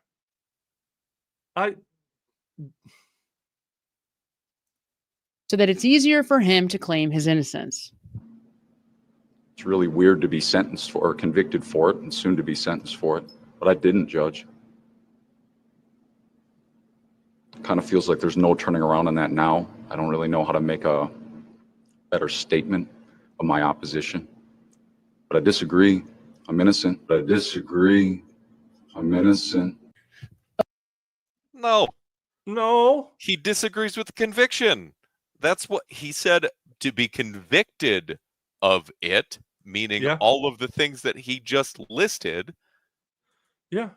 And then saying, I disagree with the conviction. Yeah. And it's weird that I'm sitting here about to be sentenced for it. That's the connection in language. She's like missing the punctuation in his statements. Okay, so this is the possibly most consequential part of the statement that he's making. It's really weird to be sentenced or convicted for it and soon to be sentenced for it, but I didn't, Judge. So he's not telling us what it is. He just did. Just seconds earlier. I did not kill anybody. I didn't stalk anybody. I did not dispose of any corpse. He literally just said it. Yeah, that's correct. And like she's so focused on trying to find something that that clearly shows her that he is admitting some sort of guilt, that she's actually ignored everything else that he said. He's being vague in that reference. And just there's no vagueness. Just before that, what he's talking about, what I can tell you is I didn't kill anybody. What I can tell you is I didn't stalk anybody. And what I can tell you is I didn't dispose of any. Yeah. So you acknowledge it, Miss Samantha. You had it right there. So what's the vagueness? The corpse. But then here he says it's really weird to be sentenced or convicted for it. Kind of feels like there's. Yeah, for the three things he is charged with. Or four. Or, yeah. That the four things that he's convicted of. Two of them are stalking, but the three crimes that he's convicted of. There's no turning around on that. In other words, the jury there's no way decided. out. Yeah, he's convicted. He's already been convicted. Yeah. There's no turning that around. Yeah. And she, again, going back to the very beginning of this, when she said, the jury has left, now he's in front of the judge. It is weeks apart. The jury just didn't say, guilty, walked out, and then this happened. Which he is basically portraying it as. I'm not going to get my way here. I don't really know how to make a better statement of my opposition, which is a very strange way of saying, I don't know what else I can do. That's correct. That is correct. He's saying, well, I don't know what else I can do. Yeah. He's saying that very, very specifically. They've clearly convicted me of something I didn't do. I didn't do these crimes, Judge. I don't know what else I can do at this point. Yeah. That is accurate. That's true. Yeah. And his opposition is the conviction. Yeah.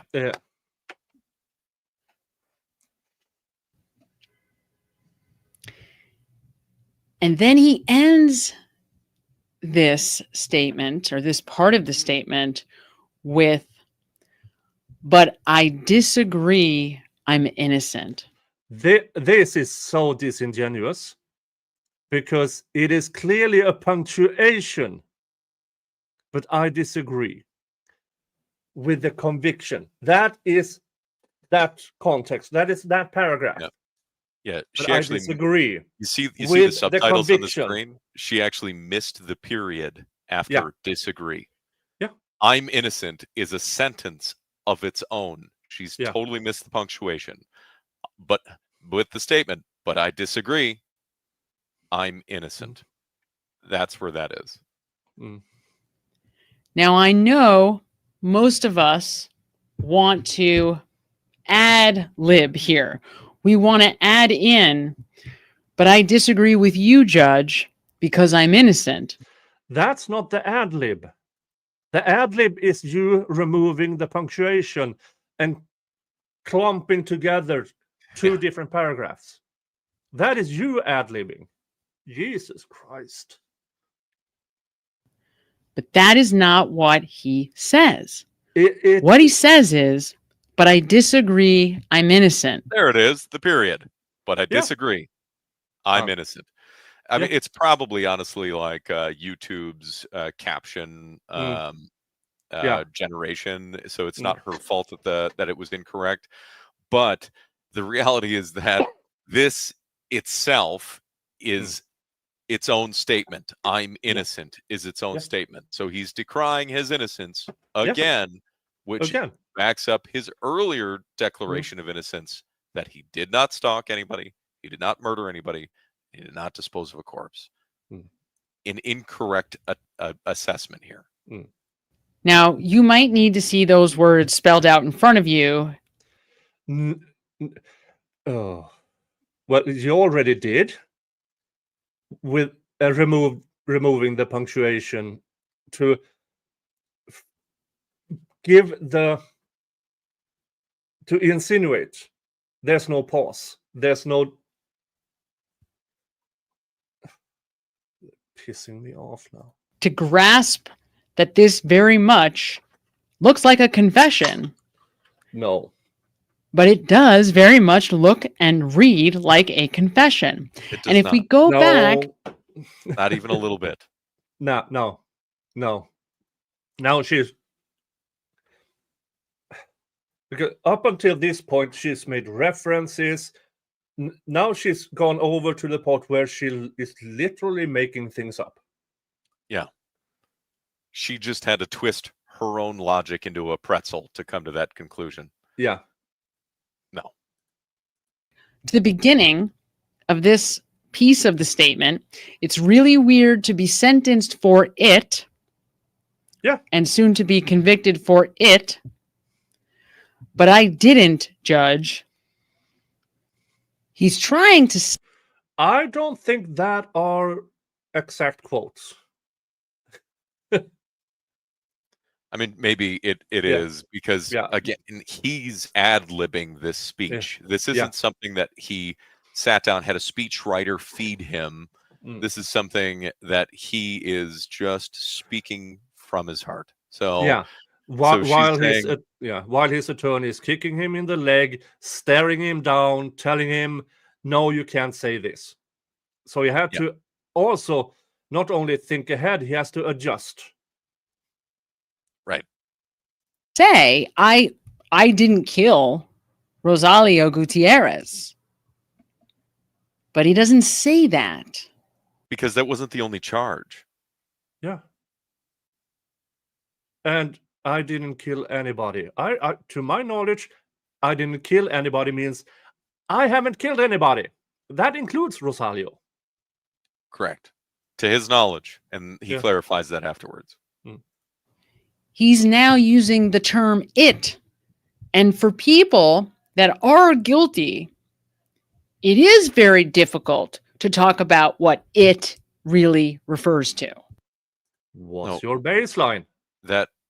And furthermore, he just listed off 3 different things that he was charged with and convicted of, and he's referring to all of them. It's the it plural. Yeah. Right.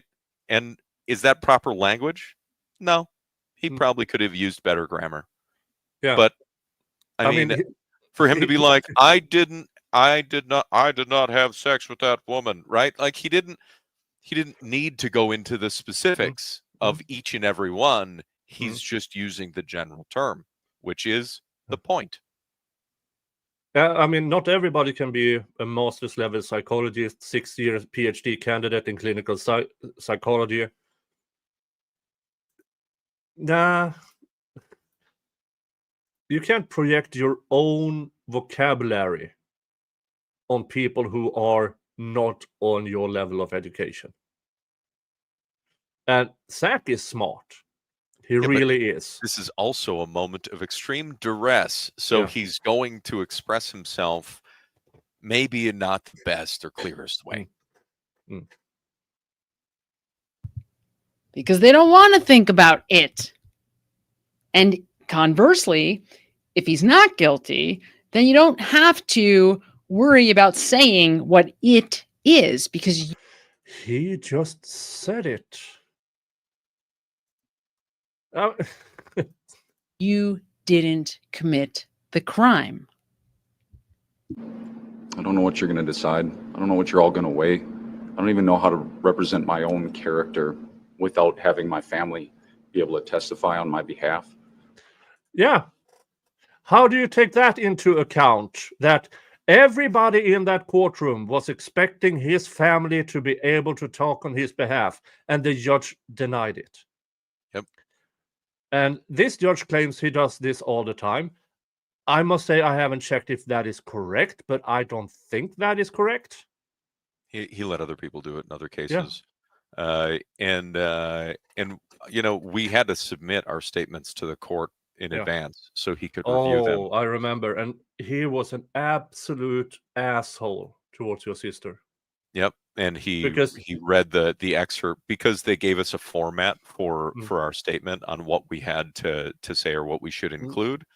And in that format, she followed the format exactly, introducing herself, and then with a brief introduction, and then it went into her character assessment of Zack. And he read just a snippet of the introduction, and he was like, "This is garbage," and then he threw all of them out. Yeah.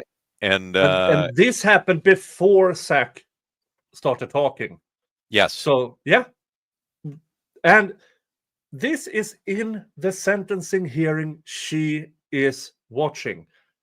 She had to have seen it. But she chooses Samantha, what's her face? Benigno. She chooses to not share this with her audience because that in itself would show what kind of distress Zack was in. Yeah, Samantha Tea Leaf expert. Yeah, we get it. Yeah.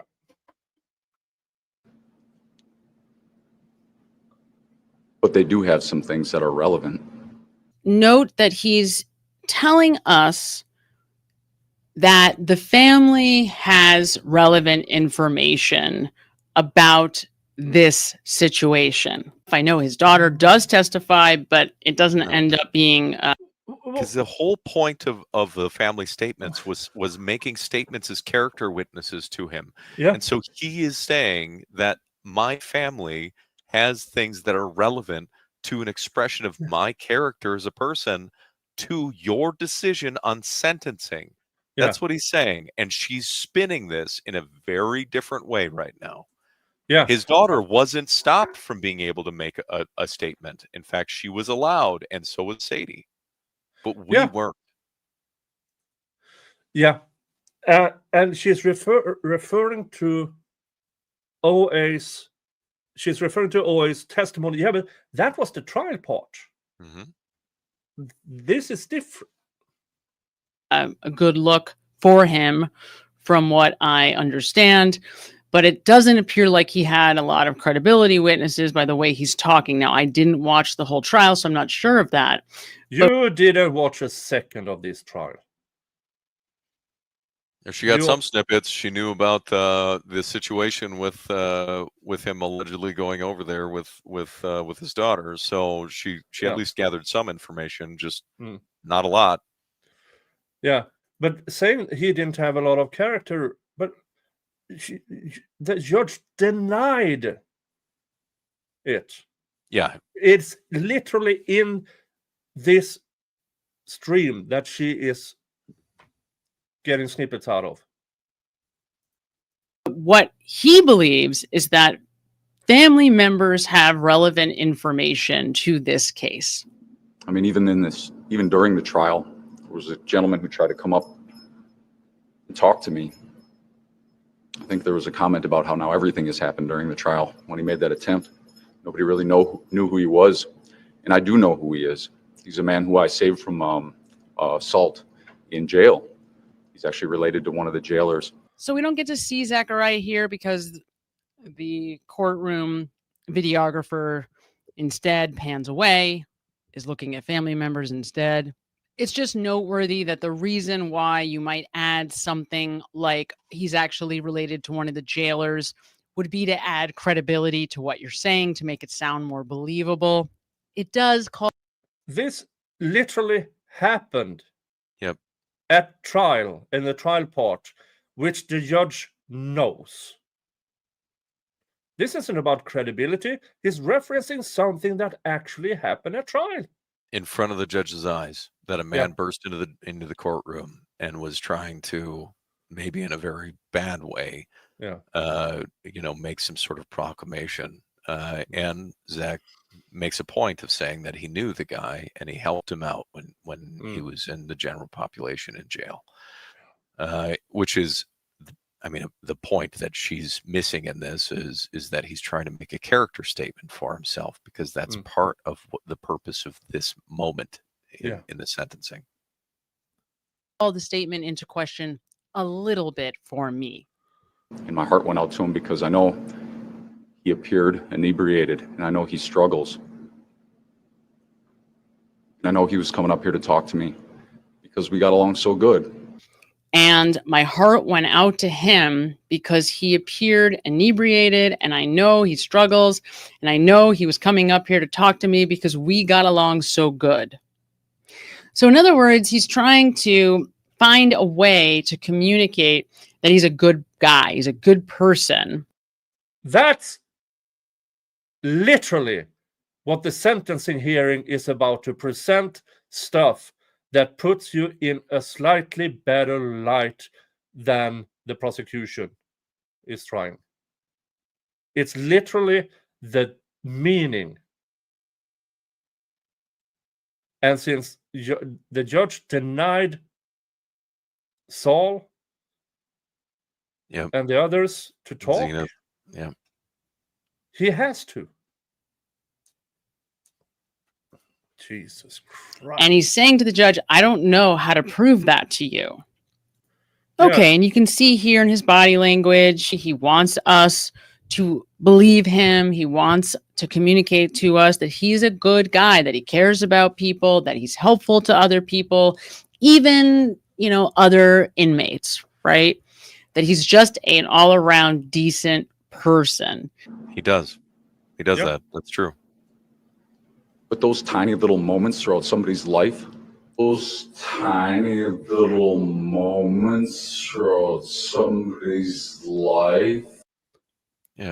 has a reason to be angry. He does have a reason to be angry. The judge denied him the ability to have his family come up and speak on his behalf. He has every right to be angry about that. Why wouldn't he be? It would be weird if he wasn't, actually. And she's trying to use that against. This is the Gravely again. The Gravely situation that, Zack said a false name when two people trespassed. So she's using his frustration and anger of the family not being able to talk on his behalf, forcing him to talk in his own interest, which lowers the credibility of the statement in the judge's eyes. Jesus Christ. Nobody accounts for those. But what they do a really good job of is making up all of these things that they want you to believe when they can label you as a monster. And now you really see the tone here shift. Now there's anger, there's contempt, and weren't you whining about how the lack of this? Weren't you in the very beginning? What she asked the audience, what would you say if you were in front of the judge? Implying you would be angry, frustrated, saying things. So back then, that was wrong of him to not do it. Now, when he's doing it, that's wrong too. Well, she was complaining that he wasn't decrying his innocence, and then he did.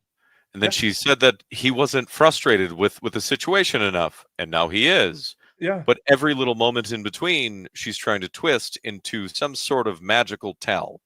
And that's the problem. And it's not that she doesn't have like some accurate analysis here. Yeah, he is shifting into anger and contempt. He's pissed, and he should be. Why wouldn't you be in this situation?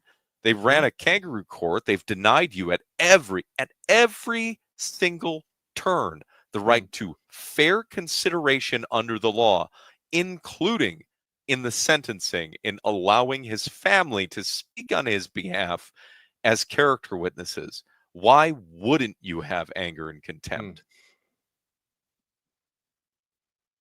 Yeah, Jesus Christ.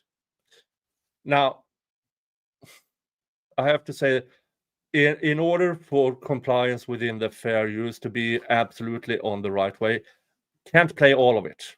So I'm skipping, there's a bunch of other stuff. So I'm going to skip 12 minutes to the analysis. A reminder, we are 27 minutes in. I skipped the first 2 minutes. The first 3 minutes, down to 24 minutes. We have been here for 2 hours. Just to make sure this is within the fair use doctrine. Yeah, we've definitely given plenty of over the top commentary on it. Yeah. But I mean, the reality is that she's going to go into his statement, "I'm not guilty. Oh, I'm innocent," and that piece is important to mention because she's claiming that the verbiage is strange and that he's saying that he is guilty. That's not what he's saying. He's making a very clear reference to being not just not guilty as found by the court of law, but he's factually innocent. And there's a differentiation between someone who's tried for a crime that they just couldn't convict, that they're just not guilty, and being factually innocent of the crime that they're accused of. And he delineates the difference between them. I'm not just not guilty. I'm not guilty. I'm innocent, Judge. Okay, where is that? It's closer to...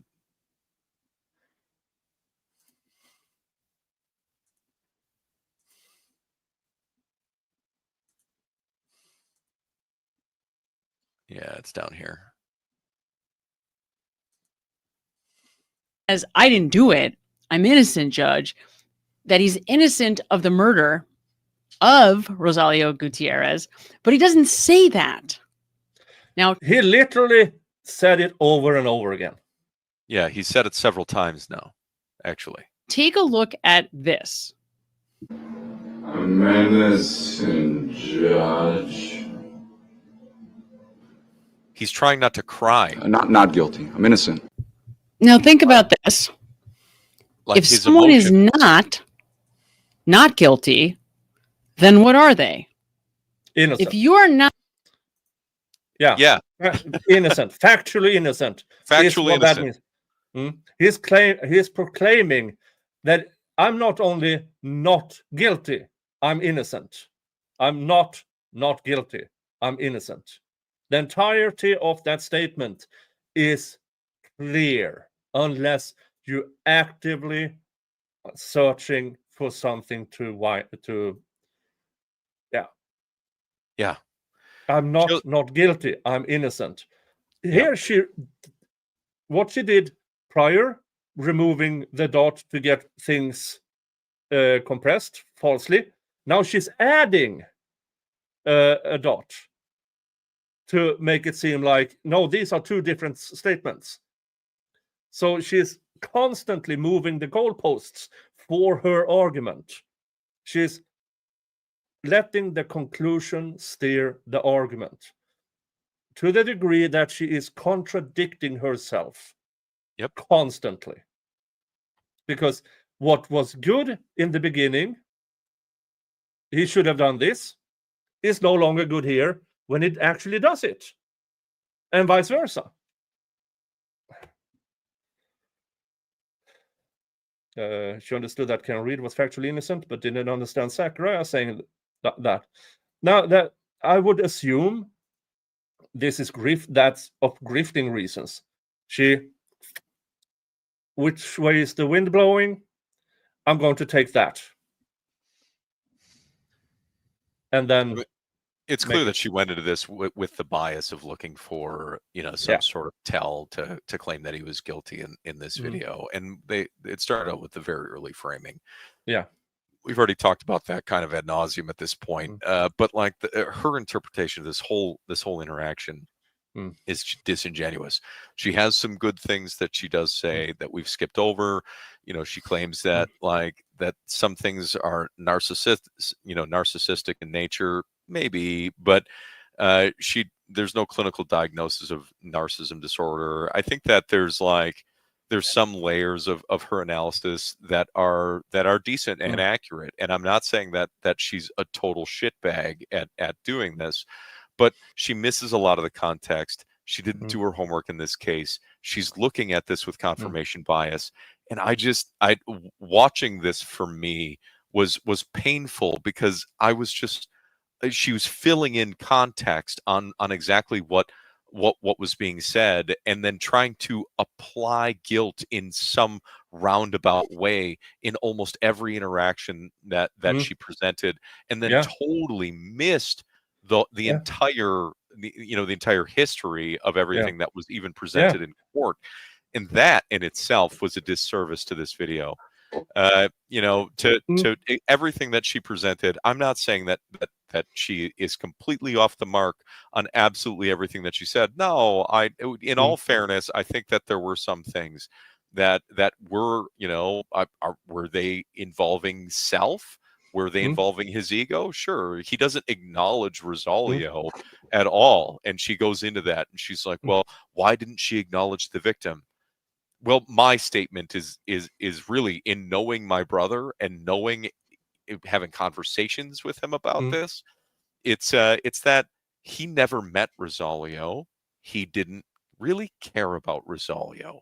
He really just cared about his kids and wanted to make sure that they had someone decent around them, but was never obsessed with Rosalio and could not have cared less if Rosalio was alive or dead. He doesn't care. He doesn't, frankly. And that's unfortunate for Rosalio's family. But Zack's statement to me was, look, it's not my job to solve the missing guy's case. I'm not here for that.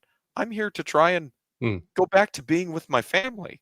Like, this is ridiculous. Yeah. And that's a very different approach and different mindset. Is it his duty to comment on the missing man? No, not really, especially if he doesn't really care about him.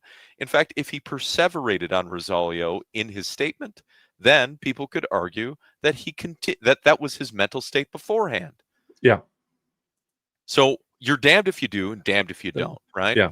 Was he obsessed with him? Obviously not. If his unconscious mind wasn't obsessed with Rosalio, even in being sentenced for the guy's murder, then where was it earlier? Yeah, exactly.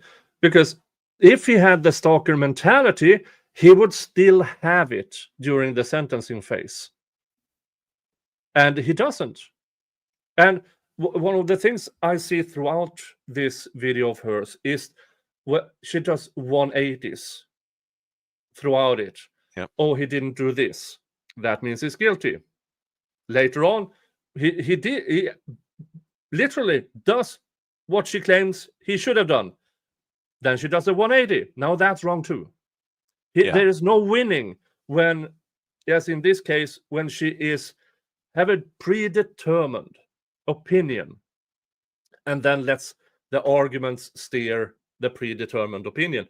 Because when Right. you do that, you have to do 180s all the time, because all of a sudden it doesn't fit anymore, the predetermined opinion, so you have to switch. Now, does she know behavior analysis science, whatever it is? Yeah, she knows the meanings of stuff. That's not the issue here. It is how she applies it. That's the problem here. The Right. inconsistencies, the 180s. That is what I believe is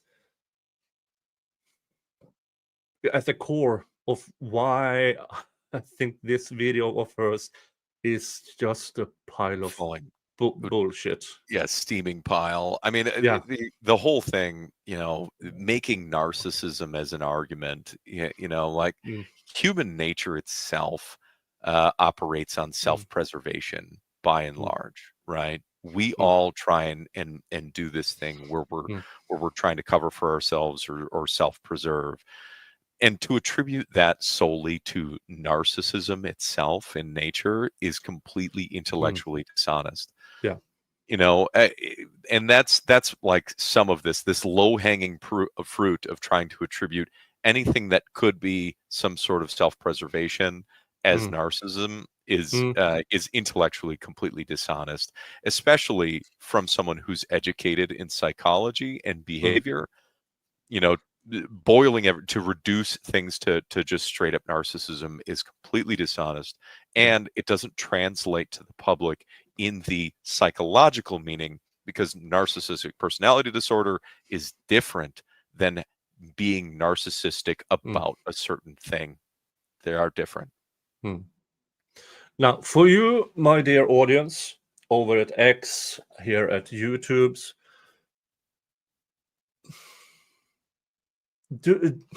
if you choose to go and comment over there, do not be disrespectful. Just point out, we think you're wrong here. This isn't what happened. Have you checked this fact out? Just like we did with Dr. G. And his pile of garbage was multitudes worse than this was. That was genuinely him lying. Yeah, he was straight up making things up. Yeah, it was really bad bullshit, dog shit. I mean, I think that she had confirmation bias.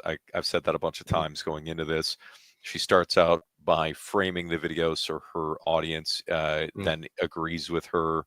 Like she presents it from a specific angle so her audience gets to the end and they're like, wow, you're a genius. And maybe that's clever in its own right, but it misrepresents massive amounts of context and blatant observations that she failed to make. And if she was really doing behavioral analysis, she really picked and chose when she was going to point out a facial expression or some sort of tick analysis or whatever it might be. And that was also, I thought, a little dishonest. But overall, like I couldn't say enough. I think that she had some okay points. I think that she had some good observations, and whether or not you want to believe in behavioral analysis is up to you as an individual. I think that there's some studies to microexpressions and some credence to that. In the scientific world in doing this, but these behavioral analyst cases seem to be completely void of that sort of application of scientific fact. Yeah. But another reason I did this was I never did an analysis on stream of Dr. G, and now that video is gone. Yeah, it was bad. Yeah. I And didn't he doesn't that, even but acknowledge Jeff, it ever existed. yeah, Jeff and I think went into that together, and I know that Connor was in here, but yeah, Jeff and I sat down, and Jeff just totally eviscerated him, which was hilarious to watch. I'm not gonna lie. Yeah. But folks, that is what I had for you. Now, we already discussed what's going on with Zack. That it takes time. The appeal is moving along. It takes years. Oh, It sadly Nick, does. you could plug. Jen just mentioned Lou Hillier. She did a, a a response to Dr. G's video. I don't know how much of it she utilized in that, but check her video out. She actually did a really good breakdown of it and a good counter argument to it, with caveats excluding, where she might, from a professional point of view, be off the mark for baseline analysis and some other things that you brought up in the comments of this video. So Lou did an excellent video about Dr. G, Chef's Kiss. Go check her video out. And I just found Recovery Addict had Dr. G on one of his streams explaining sentencing body language. So yeah, Dr. G is a regular Recovery Addict. Dr. G, in my opinion, I would warn patients of him. It's that level of dishonesty with that piece of human garbage. Oh, update on the Gives and Go. Let's see here. Update. Oh, look at that. Thank you to Wendy H for $100. Thank you, Wendy. Which gets us $275 during this stream. That's without me even doing a fundraiser. That's now, right. As I said, once this gets into what do you call it, when it's needed, I'm going to have more fundraisers where you can challenge my liver, and I will challenge you guys to donate to Zachariah Anderson. Well, I'm looking forward to the PCM being done. I'm hoping that we get that done coming up soon. Yeah.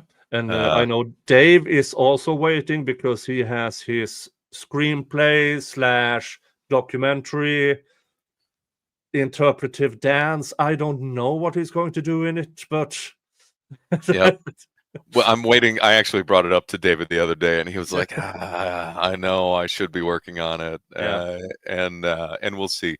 I suspect that when we get more news on the PCM, that David will pick up speed and start to put the finishing touches on it. Yeah, we're all waiting. Yeah, that's what this is about. I mean, unfortunately for all of you that have been with us from the beginning, thank you for your patience.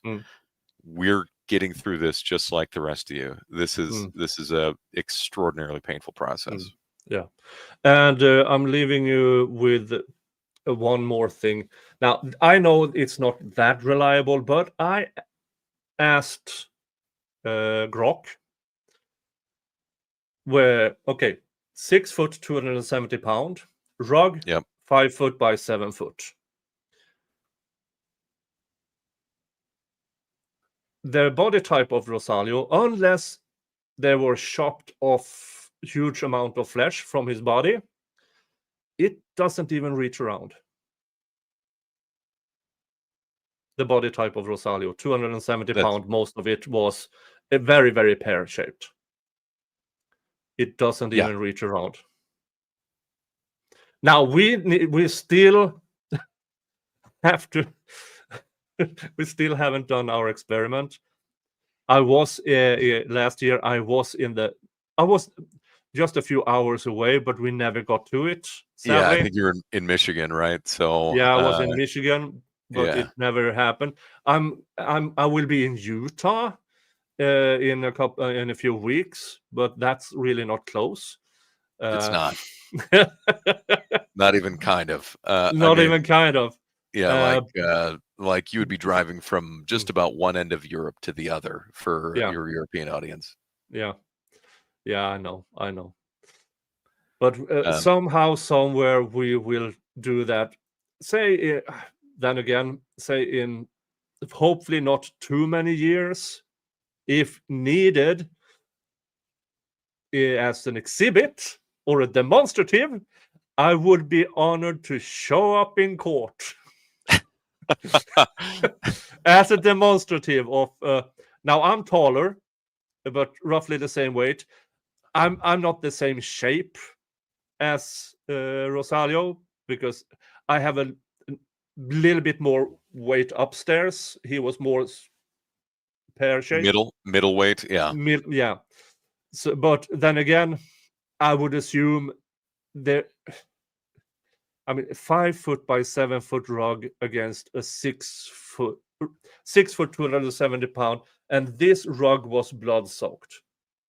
Somehow getting that hermetically sealed in the time frame, I mean, it's just stupid. No, But it's idiotic. it's idiotic. I wish, but I don't know what happened if they were even allowed to make that pre-trial because they didn't have the rug. Yeah, there was no rug. It was missing, obviously, and Allegedly, I mean, realistically, off a truck, but yeah. At some point, I will also be done with school. Yeah. Hopefully, this is my last semester. Better be my last semester. Hey. This fall, and then next year maybe we'll be able to take the trip out to Sweden. Jen did make a comment. Oh darn, we have to go to Sweden. Yeah. So I don't speak Swedish, so it might be a little hairy in some places, but. Most here speaks English. Here speaks English. So, and but your family originates a bit north from where I grew up, which is roughly 10 hours from where I live. But we can make it happen. I mean, it's not the first time I've been up there. I can imitate the Swedish chef. Will that help? Yes. If I walk around, bork, bork, bork.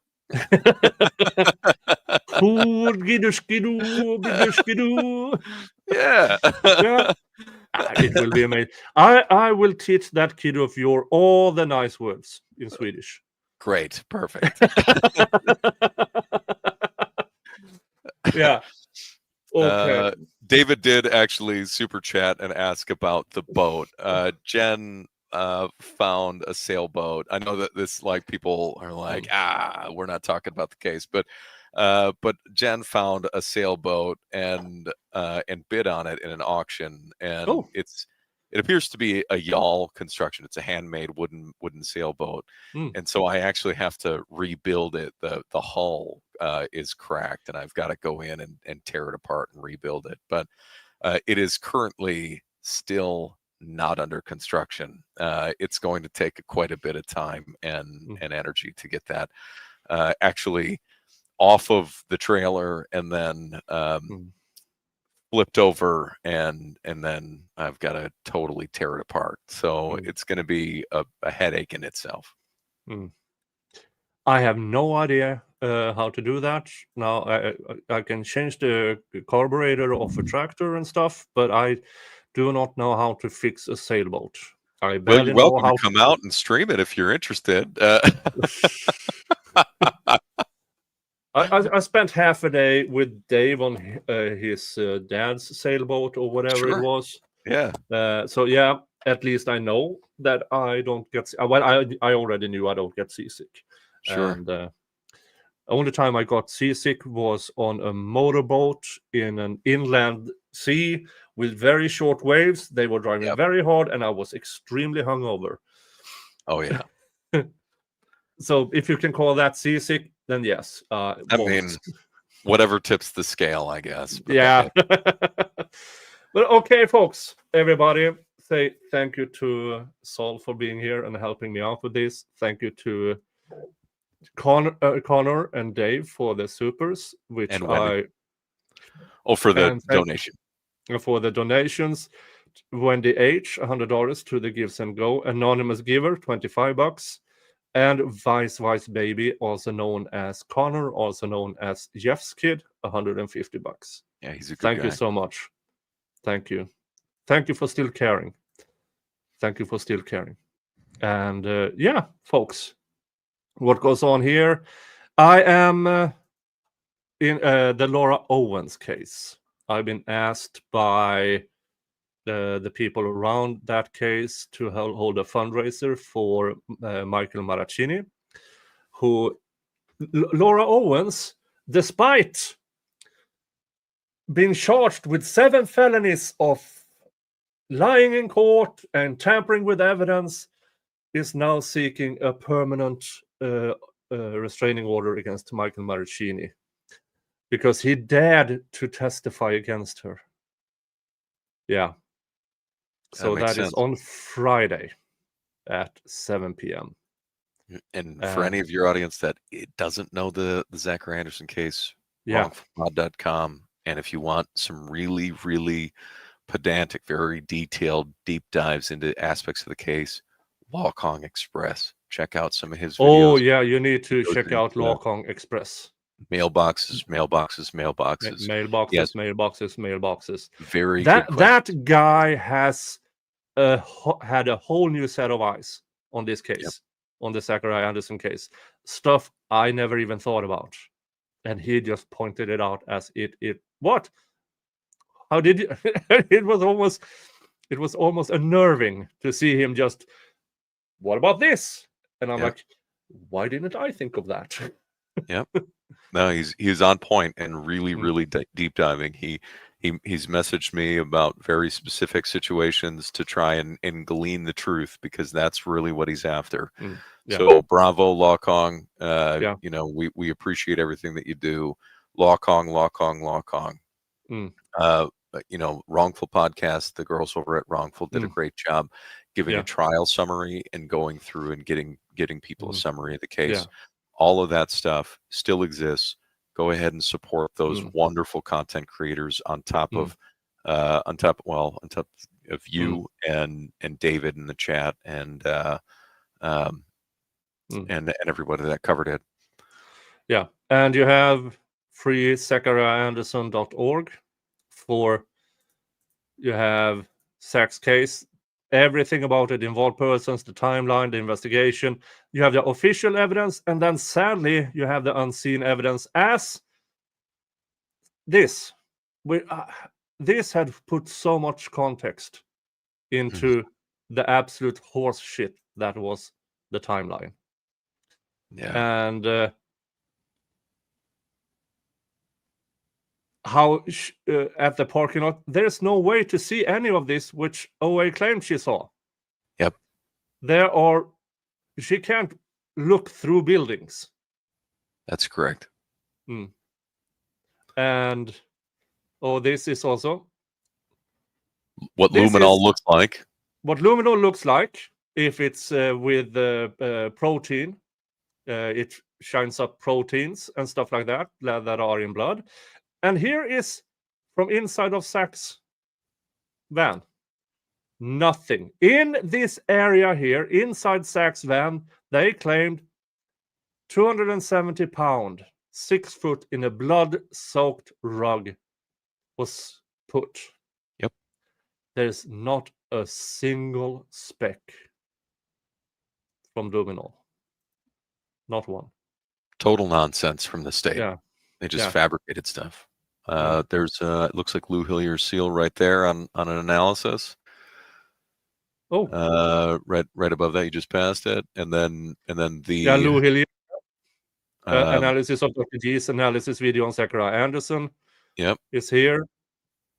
And then this is making sense of what the numbers look like from the parking lot and why Narita.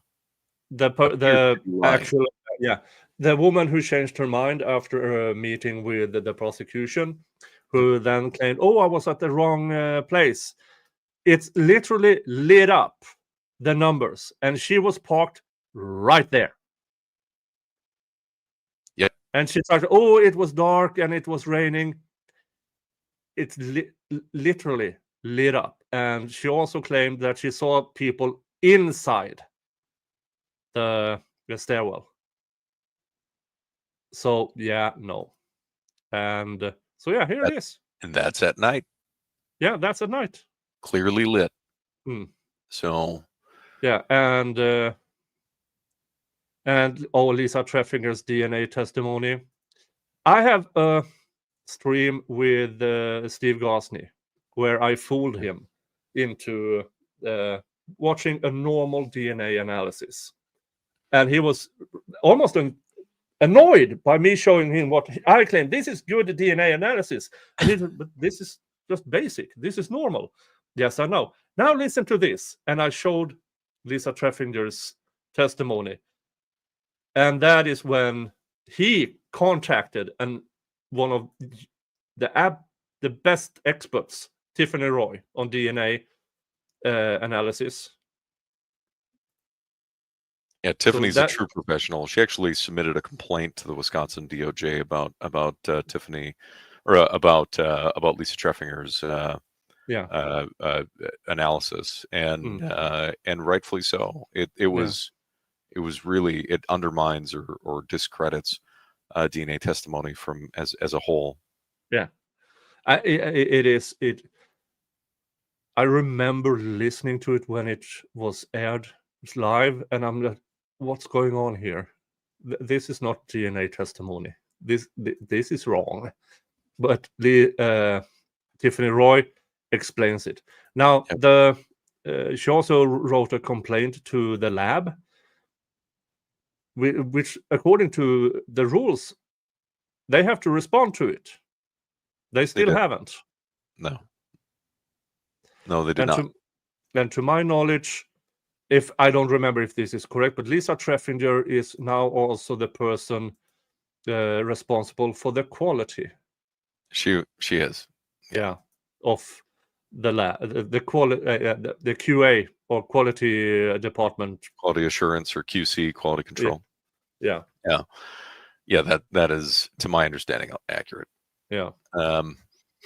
Yeah, I did actually inquire with Grok, for those of you that like to play with Grok, to see if it would review Zack's case, and Grok errs on the side of guilt, and then claims that we make some relatively weak circumstantial claims against the conviction, which is laughable at best. It also cites blood as fact and a bunch of other things. Yeah, but what people sometimes see me argue with Grok, especially around the Delphi case, and that is not me just arguing for I don't believe Grok is a real person. No, I'm giving Grok information because Grok makes it determinations on the information Grok has. Allegedly. So the more people inserting new facts and then ask the question, does this change your opinion? For instance, I made that regarding Brad Holder's alibi, which was his time card was stamped at work and he pinged himself at a training facility. And I asked back, well, how do you consider it strong if there was no interviews with colleagues who saw him? There's no video of him presented at the workplace. There's no actual video of him actually being there. And Grok eventually told me, no, that this weakens the alibi considerably. So you can make Grok change its mind. You can, but if you actually, so Jen and I tested it. If you do that and you convince Grok to consider the information and someone else also inquires about it, Grok does not consider the information that you uploaded and prove to Grok with another person. It'll still double down on the same argument that it made with you originally, trying to tell you that you're incorrect. it's a whole mess. Yeah, It doesn't actually like Mm. consider the information. Mm. It also likes to cite news media, like Mm. political Associated Press and stuff like that, as Mm. sources, secondary sources versus primary Mm. sources as Mm. as sources of fact, which I thought was obnoxious. Yeah, but all right. It is now closing in on 11 p.m. where I am. I have work tomorrow, and but everybody, keep going with the Zack's case. Check my videos on it. Check other people's videos on it. If you want to make a comment on what's her face, Samantha, do so, but respectfully. Just point out where Please. she's wrong. You don't have to be disrespectful to pointing out where somebody is wrong. If you want to see a bit how it's done, look for my comments. Timestamp, this is wrong. Timestamp, have you considered this? So, okay, folks, thank you again. And you all have a good one. And remember, folks, to hug your family. Unless your family is crap, then screw them and give your love to the people who deserve it. Bye-bye. Okay, let me see. But let me at least say, because I know Nicholas, there might be some lag to this. I see you're kind of skipping around, but Nicholas in particular has been part of the group for a long time. Early in, recognized that it was bogus early in, you know, and I appreciate all the help. And he's still here, and it's super cool, and I really appreciate that kind of stuff. And I know anybody that actually bothers to look is going to know how bogus this is, and it's really hard to get people to take notice in the first place. But I know he's been out there, and I know he's been doing things, and I know he's been connected, and I want to go visit the guy, you know, and be on the show and go visit the guy and all sorts of stuff. I mean, I just think it's super cool. All the help, thank you. Super cool, and I appreciate it. And everybody else too, but yeah, he's in particular, I don't know, he jumps smart. When people talk about like other people's shows, I don't really know other people's shows, but I know his, because his was like one of the first ones that got mentioned. And I'm like, really? Somebody's actually doing something about the case? I'm like, oh, that's cool. So anyway, I don't know the guy, but really appreciate it.